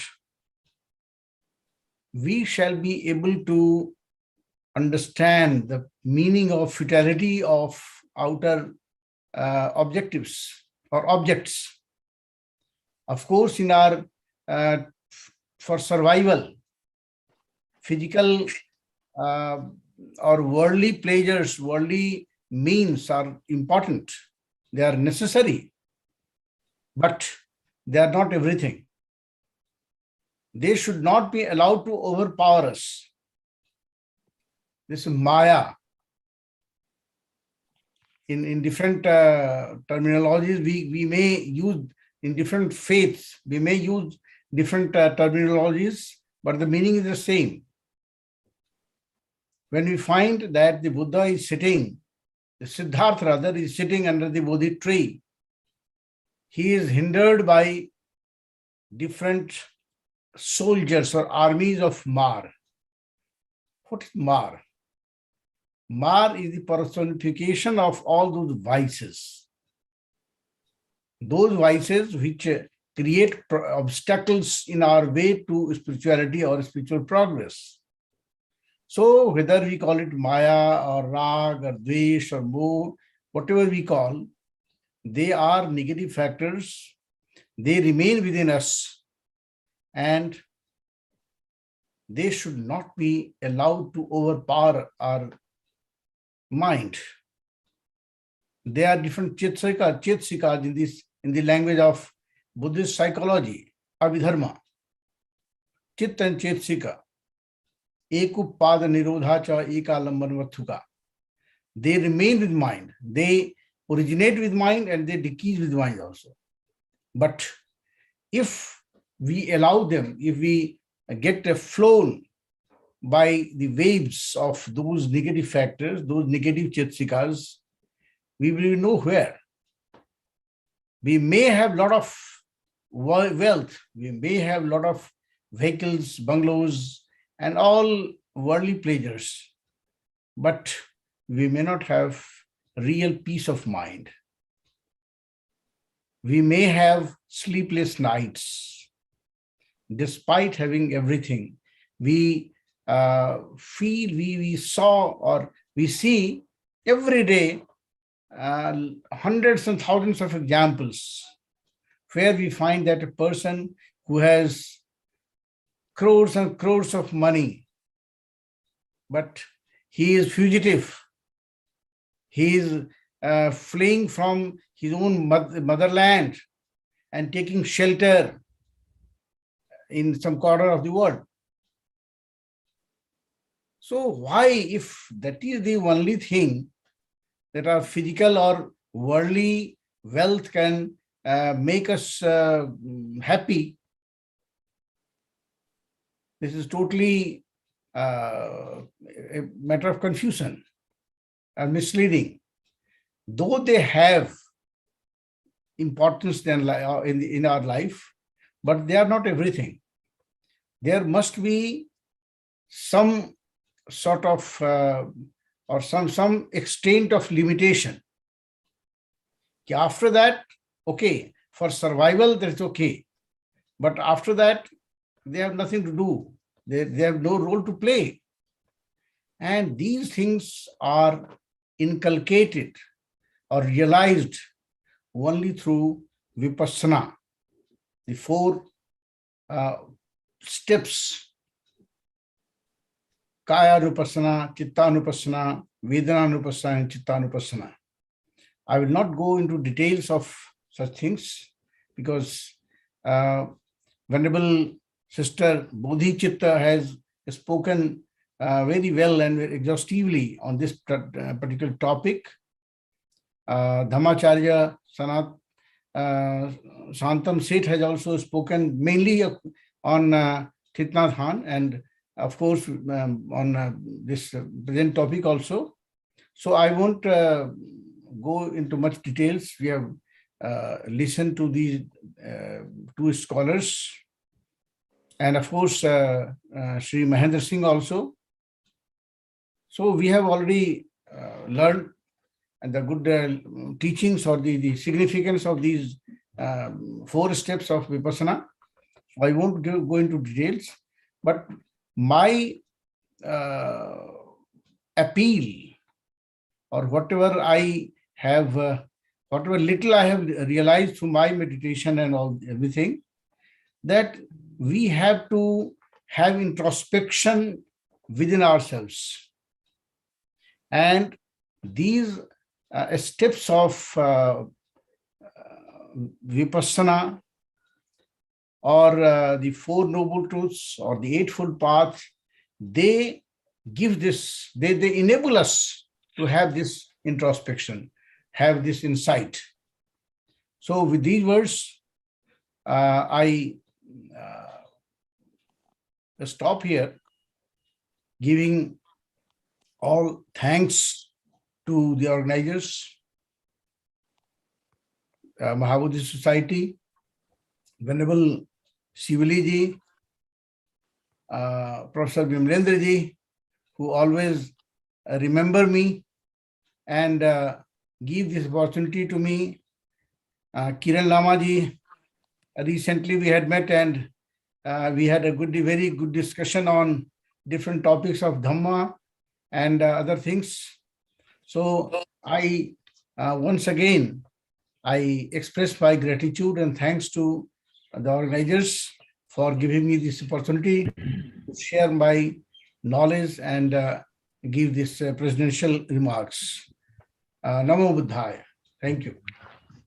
Sadhu, sadhu, sadhu. Sadhu, sadhu.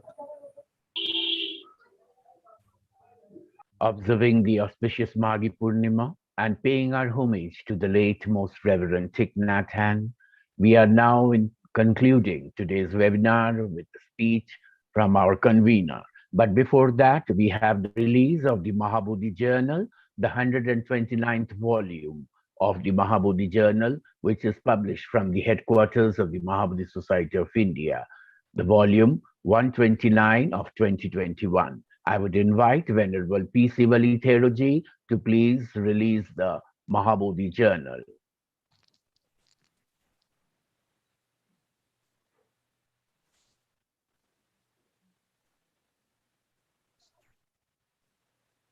Yeah, I think Kiranji, Dr. Vimalendraji can show screening from his screen. Okay, yeah, okay. Request him to. I would invite Professor Dr. Bimalendra Kumarji to please display the Mahabhuti Journal on screen. Yeah. Professor Dr. Bimalendraji is the editor of the Mahabhuti Journal. And can you check? Thank you very much, Dr. Kiran Lamaji. Yes. I think I am audible to everyone. Yes, yes. Yes. So with the permission of chairman of this international webinar on the significance of mindfulness, Professor Baidyanath Lal, as well as our Venerable P. Sivali Thero, General Secretary, Mahabhuti Society of India, I take permission from these two personalities to release this Mahabhuti Journal. This journal was started in 1892, and this is the 129th volume, which was to be published in the month of December 2021. But due to Corona epidemic, COVID-19, and some of the pace problems and lockdown in Mahabhuti office also, as well as in Rohini Nandan lockdown, so it was not possible to release this Mahabhuti in the month of December. But this is the auspicious occasion, Magha Purnima. So this is being released through online. So I take this permission. This is the Mahabhuti Journal. And if you go through the screen, you will find that this photograph of Buddha has been also taken with the significance of this international webinar, that the Blessed One, the Buddha, is also in the state of meditation.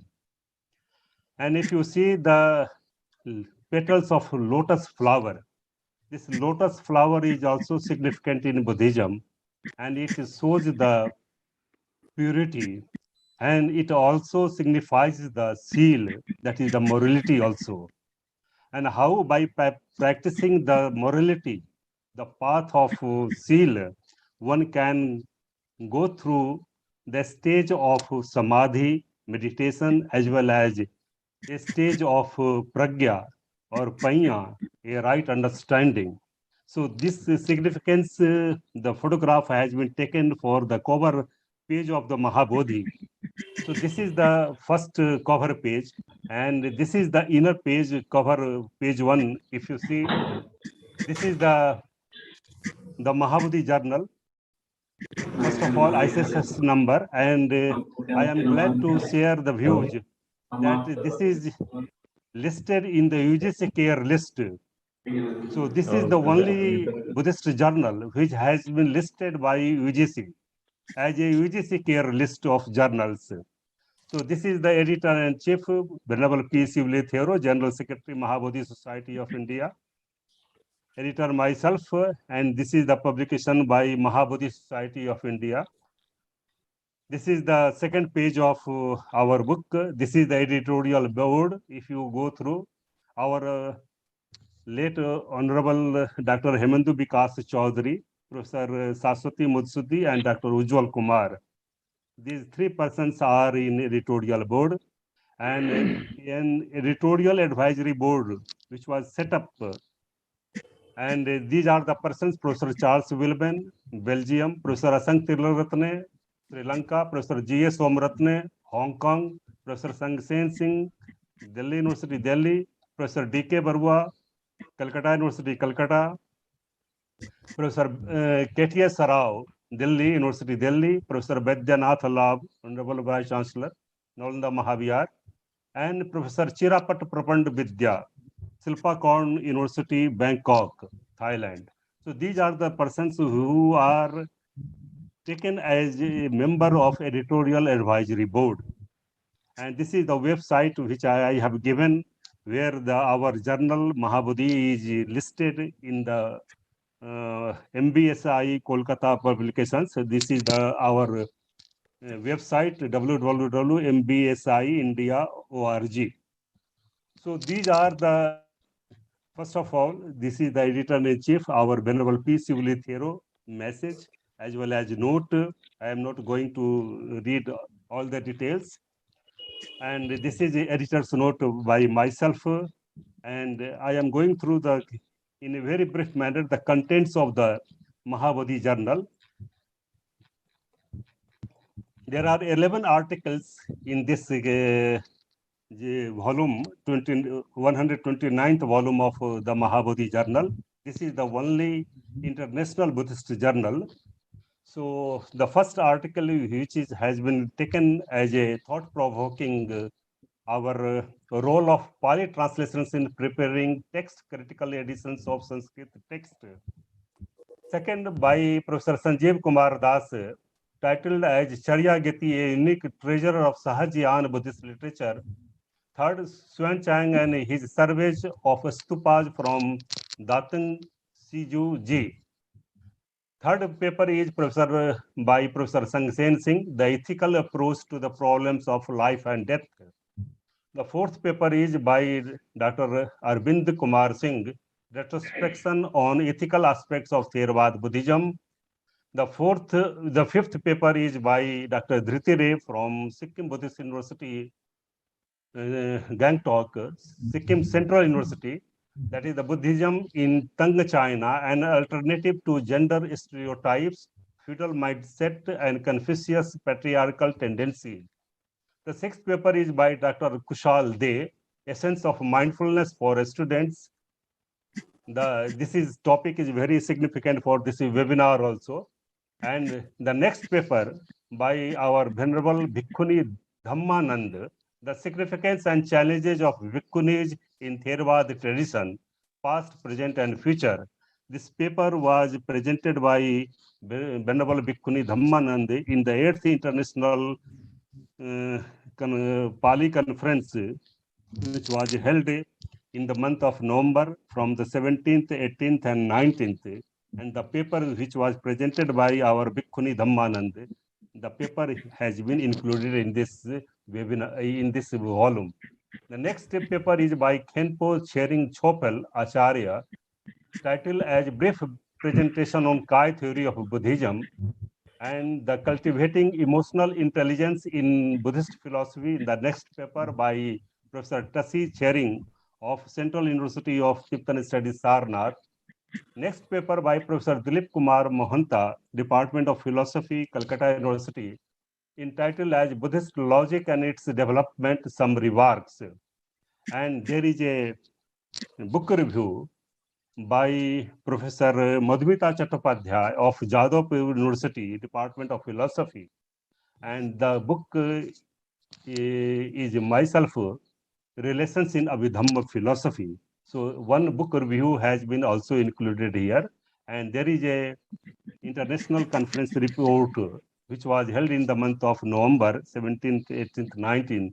This is a conference report and last news and notes which has been prepared by our Sri Ranadhesh Chaudhary, Secretary to the General Secretary, Mahabuddhi Society of India, and it has been given the 2 years whole activities of Mahabuddhi Society of India in a very brief manner. So this is a very, you can say, in a very brief manner. So I congratulate our Professor Baidyanath Labji, Honorable Vice Chancellor and Venerable Principal Theory for releasing this volume. So I think this volume will be taken by the lovers of the Dhamma as well as those who are interested in Buddhism as well as Pali studies. So now, in a very brief manner, now presidential address has been given, so I am not going to speak on the main topic significance of the seminar, but in a very brief manner, I will talk or I will throw light on some of the things that why this international webinar on the significance of mindfulness has been chosen by our Venerable P. Sivali Thero. As we are very much aware that Venerable P. Sivali Thero has started Dhamsabha through online. It was started when he was Bhikkhu in charge at Mahabhuti Society of India, Sarnath. And Dhamsabha was started in 2010. And it was continuing for 5 years. Again, during the COVID-19 period, Dhamsabha, which was started in Baisakh Purnima 2021. And since Baisakh Purnima 2021, we are conducting weekly Dhamsabha. And our Honorable Trustee and Vice President of Mahabhuti Society of India, Sri Mahendra Singh Ji, especially taking all the activities related with the Dhamsabha and all the Dhamma brothers and our governing body members, they are also contributing in Dhamsabha. Now, from this, we are also holding international webinar on each Purnima from the Baisakh Purnima. We are continuously holding the international webinar on each Purnima since Baisakh Purnima last year. And this is the in continuation of our last year. So we are very much grateful to our Venerable P. Sivali Thero for us starting this. Now there is a time that nowadays people are very much interested in Vipassana as well as Smriti or Sati or mindfulness. These two topics have been highly debated among the Western our Dhamma brothers as well as Indian context also. So now people are taking very much interest in the mindfulness, and we are very much quite aware that how this engaged Buddhism, which was started our most venerable Thich Nhat Hanh. As we know, there are so many terms related with our engaged Buddhism, socially engaged Buddhism, applied Buddhism. And this term, which was coined by Thich Nhat Hanh in 1966, and it is still continuing. I am not going to make a history of that, but now there are so many terms which are related with our engaged Buddhism. Engaged Buddhism is nothing but how the teachings of the Buddha are applied in our day-to-day life. How the teachings of the Buddha, they are in the paryatti form, in the form of the teachings, how they can be practiced and how they can be applied in our day-to-day life. How the theoretical aspects related with the Four Noble Truth, Eightfold Path, Law of Dependent Originations, mindfulness, as well as Vipassana, how they can be applied in our day-to-day life. This is the aim of the engaged Buddhism. Another term, contemporary Buddhism, which was also started, green Buddhism, these are all quite relevant with all these terms also. Thich Nhat Hanh also started the organizations that is called as Order of Interbeing. Our Dhammacharya Santam Seth has also thrown light on this order of interbeing. The main objective of order of interbeing was that how our society is dependent on our nature and environment, how the human beings are quite dependent on the nature and environment, how human beings are causally related with the nature and environment. This was the main objective of establishing the order of interbeing also. And his main aim of establishing this order of interbeing was that how, and he was urging the people also to embrace the mindfulness through which the energy of being aware as well as to become awakened to the present moment. This was the main objective of establishing the order of interbeing also. Again, the term, there is another term, active Buddhism. New Western countries have coined the new term, active Buddhism. This is nothing but quite relevant with our order of interbeing also, as well as engaged Buddhism or socially engaged Buddhism also. According to this active Buddhism, that how the teachings of the Buddha are applied in a day-to-day life and how a person can become active to the society to reform the social aspect as well as political aspects also. So how the teachings of the Buddha are applied in our day-to-day life. This is the main objective of our active Buddhism. Now our Venerable P. Sivali Theoro has coined this living mindfulness.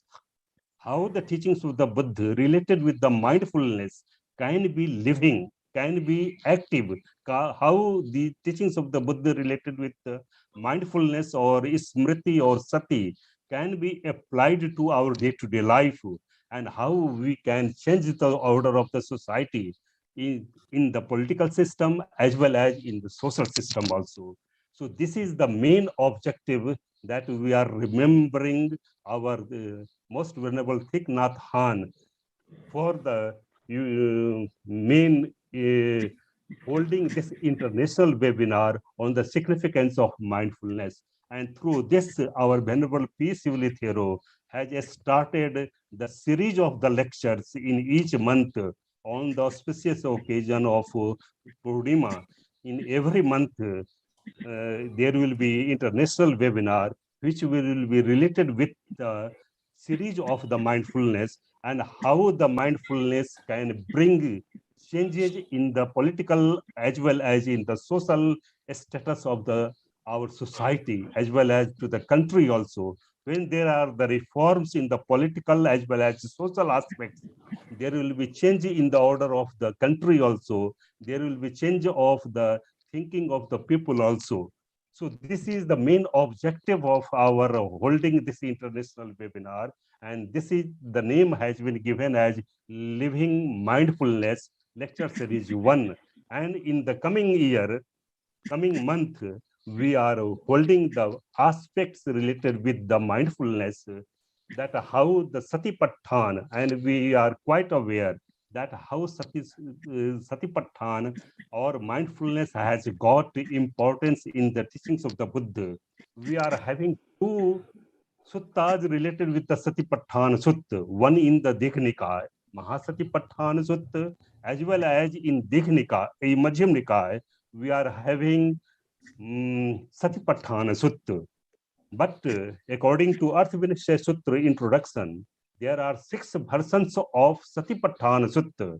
So Satipatthana Sutta has been translated into Chinese and Tibetan and other versions also. So there are 6 versions of Satipatthana Sutta in the, you can say, teachings of the Buddha. So the importance can be achieved in another aspect also, that in Mahaparinibbana Sutta, Buddha has given the teachings related with the Bodhipakya Dhamma. And in the Bodhipakya Dhamma, the factors leading towards the enlightenment, he has given the 7 stages.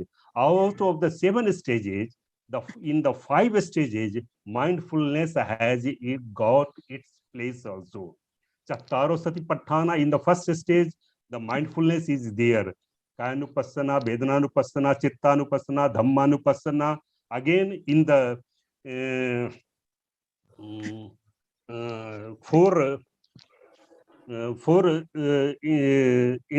the 5 indriyas, we are having the sati indriya. Again, 5 balas also, we are having the sati bal also. Again, we are having the satbojhanga, the mindfulness sati is there. And again, in the last, the 5th, in the eightfold path, we are having also right sammasati, the right mindfulness. So mindfulness or sati has got 5 times in the 37 types of factors of enlightenment. So Buddha says that if you follow, and even if you go through the whole teachings of the Buddha never says that what is the path, but only this Satipatthana Sutta.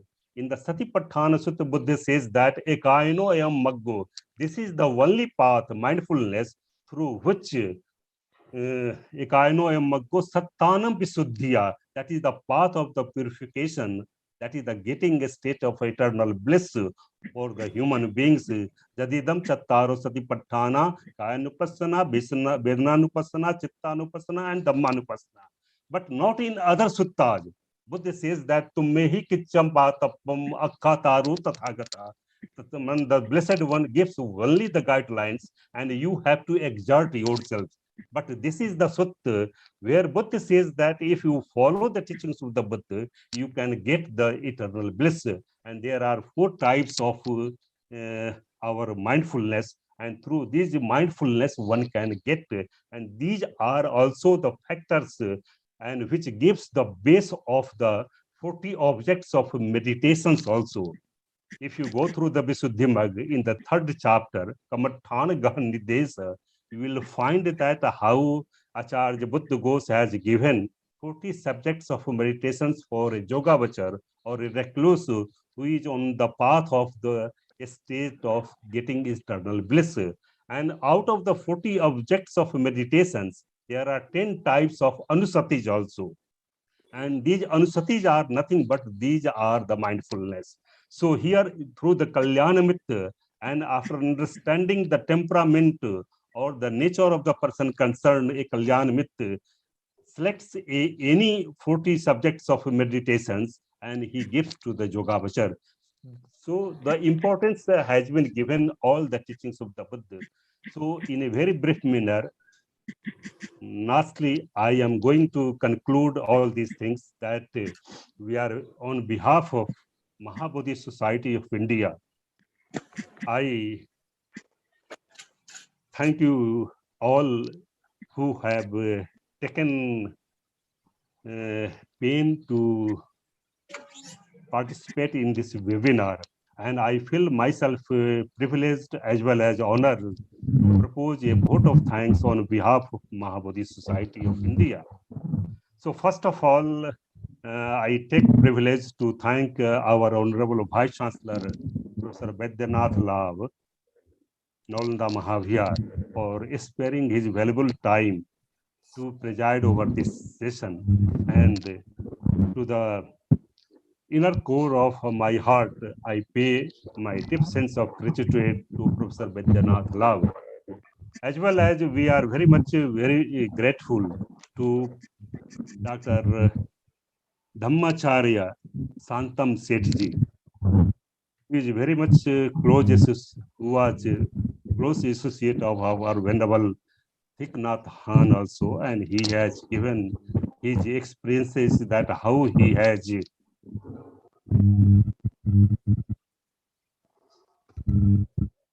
on behalf of our Vice Chancellor, I would also like to say that Nalanda Mahavihar honored Venerable Thich Nhat Hanh as a Vidyavaradhi in 2013 or 14. Nalanda Mahavihar had given the highest degree to our Venerable Thich Nhat Hanh. So it is quite relevant that our Honorable Vice Chancellor has also given. So we are very much thankful to our Dr. Dhammacharya Santam Sethji, who is also holding here Plum Bihar and Dhamm village in India. And we are honored to hear the experiences of our Dr. Santam Seth on behalf of Mahabhuti Society of India. I pay deep sense of gratitude to Dr. Santam Sethji. We are also honored to have presence of our President of Mahabhuti Society of India, Sri Nangjay Dorjeji, President Mahabhuti Society of India, as well as Member Secretary or Secretary of Mahabhuti Temple Management Committee, Bodh Gaya. So we are thankful to him for welcoming all our delegates, speakers, venerable bhikkhus, bhikkhunis, as well as Dhamma brothers. So we are thankful to our President Sri Nangjay Dorjeji. We are also thankful to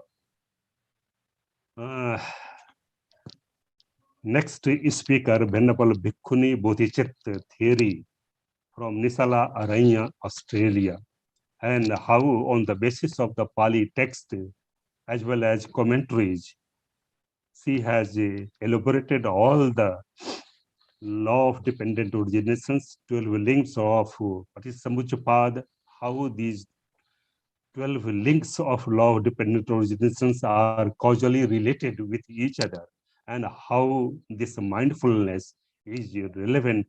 And she has given very wonderful exposition of the Kayanupassana, Vedananupassana, Chittanupassana, and Dhammanupassana. So on behalf of Mahabhuti Society of India, we are thankful to our Honorable Venerable Bhikkhuni Bodhicitta Theri.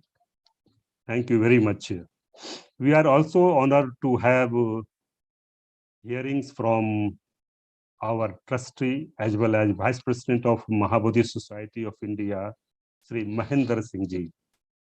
He has also given the wonderful expositions of the Saripatthana Sutta as well as the main aspects of mindfulness. So thank you very much on behalf of Mahabhuti Society of India. I pay my deep sense of gratitude to our Honorable Sri Mahendra Singh Ji. We are also honored to have our moderator of this international webinar, Sri Kiran Lamaji. And we are quite fortunate that in all the international webinars, the invocation of the international webinars is being performed by our Dr. Kiran Lamaji. So on behalf of Mahabhuti Society of India, I pay my sense of thanks to our Kiran Lamaji. As well as we are also thankful to presence of our Honorable Vice President of Mahabhuti Society of India, Dr. Surendra Kumar Mahapatra ji, who has taken great interest in going through all the deliberations of today's webinar, and in all the auspicious Purnima international webinars, we are having his noble presence. So on behalf of Mahabhuti Society of India, we are very much thankful to Dr. Surendra Kumar Mahapatra ji. We are also thankful to our most venerable P. Sivali Theology. Under his noble guidance, all these international webinars and his ideas are being performed, or his ideas are translated through the international webinar. So these are his ideas, and these are translated through our international webinars. So we are on behalf of all the venerable Bhikkhu monks, as well as Bhikkhu in charge, all the honorable Dhamma brothers and the venerable Bhikkhu, Bhikkhunis, I pay my great respect to our venerable P. Sivali Theology. As well as on behalf of Mahabhuti Society of India, I pay my deep sense of gratitude to Dr. Sri Venerable K. Medhankar Theroji, Bhikkhu in charge, Mahabhuti Society of India, as well as Joint Secretary of Mahabhuti Society of India, Kolkata. We are also thankful to our Venerable R. Sumitananda Thero, Bhikkhu in charge, as well as Joint Secretary of Mahabhuti Society of India, Sarnath Center. They have given their presence in this international webinar. So we are very much thankful to these Bhikkhu in charge, as well as Venerable Rahul Therji, Bhikkhu in charge of Mahabhuti Society of India, Bodh Gaya, and all the Bhikkhu in charge of Mahabhuti Society of India, Odisha Center, Delhi Center, Lumbini Center, all those who have participated in this international webinar on this Mahabodhi of Society of India, pay great reverence to all these persons. So on behalf of Mahabodhi, I pay my great respect to all these persons. We are also thankful to all the governing body members, life members of Mahabodhi Society of India, who have given their presence in this international webinar and making this webinar as a success webinar. So thank you very much. We are also thankful to all Venerable Bhikkhus. I am not aware of all those names, but Venerable Bhikkhu Sanghamitta, Venerable Bhikkhu Pragyadeep, Bhikkhu Sangha, Bhikkhu Sanghamitta. There are so many venerable monks who have participated. So on the Mahabodhi Society of India is very much thankful to all these venerable monks who have taken presence or who has given their presence in success of this international webinar. We are also thankful to all our most Dhamma brothers and lovers of Buddhist studies and our Buddhism. Most of them are Sri Dilip Kumar Barwaji, Mrs. Giti Sen, Sri Arun Kumar, Rajesh Das ji, Dr. Ujjwal Kumar, Associate Professor, Department of Buddhist Studies, Calcutta University, Suchitra Kundu, Dr. Subrata Barua, Sri Kabir Saxena ji, Vijay Rinse, Dr. Sri Ranadhesh Chaudhary ji, Secretary to the General Secretary, Mahabodhi Society of India, Mrs. Usha Bodh, Sri C.S. Bodh, Sarupa Charanji, Bandana Malik, Arun Kumar, Sri Tridev Kumar. I am not remembering all the names, but some of the names which are Dr. Salendra Kumar Singh, Assistant Professor, Department of Pali BHU, Dr. Other persons, my research scholars, Vivek Kumar, Sudhi Kumar Maurya, and others, those who have taken this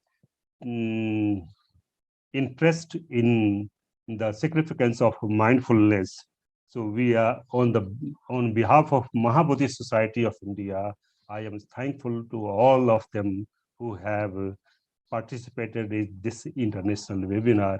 I am also thankful to all the most venerable bhikkhus, bhikkhunis, upasak, upasikas all over the world who have participated in this international webinar on behalf of Mahabodhi Society of India. We are very much thankful to all of them. Thank you very much for making it success. Thank you. Sadhu, sadhu, sadhu. Thank you, Vimalendra ji. Sadhu, sadhu. Sadhu, sadhu. Concluding today's international webinar entitled Significance of Insight and Meditation and Being Mindfulness, the Path to Overcome Ignorance and Suffering, and paying our sincere homage to the late Most Reverend Thich Nhat Hanh, we conclude this international webinar, and the Mahabhuti Society of India wishes to thank Professor Dr. Bimalendra Kumar for all his efforts in convening today's webinar, and we look forward for his coordination and cooperation in the next series of the Living Mindfulness. Thank you. Bhavatu Sabba Mangalam. Thank you very much, Dr. Kiralamaji. May I request our most venerable P.C. Theroji for having blessings to all the participants who are sitting there. So the noble blessings by Venerable P.C. Theroji. I request our monks and bhikkhunis and all joined with us a very short blessings, chanting for all. May you be all well and happy, be peaceful, be safe. May Buddha, Dhamma, and Sangha give you always noble blessings for a peaceful and happy life. May you all well and happy. Sabbe sattha bhavantu sukhitatta. Sabbitiyo vivajjantu sabba rogo vinassatu mate bhavatvantarayo sukhi dikayuko bhava bhavatu sabba mangalang rakhantu sabba devatam Buddhanubhavena Sada Sotti Bhavantu Te Bhavatu Sabba Mangalam Rakhantu Sabba Devata Sabba Dhammanubhavena Sada Sotti Bhavantu Te Bhavatu Sabba Mangalam Rakhantu Sabba Devata Sabba Sanghanubhavena Sada Sotti Bhavantu Te Sadhu Sadhu, Sadhu, sadhu, sadhu. sadhu.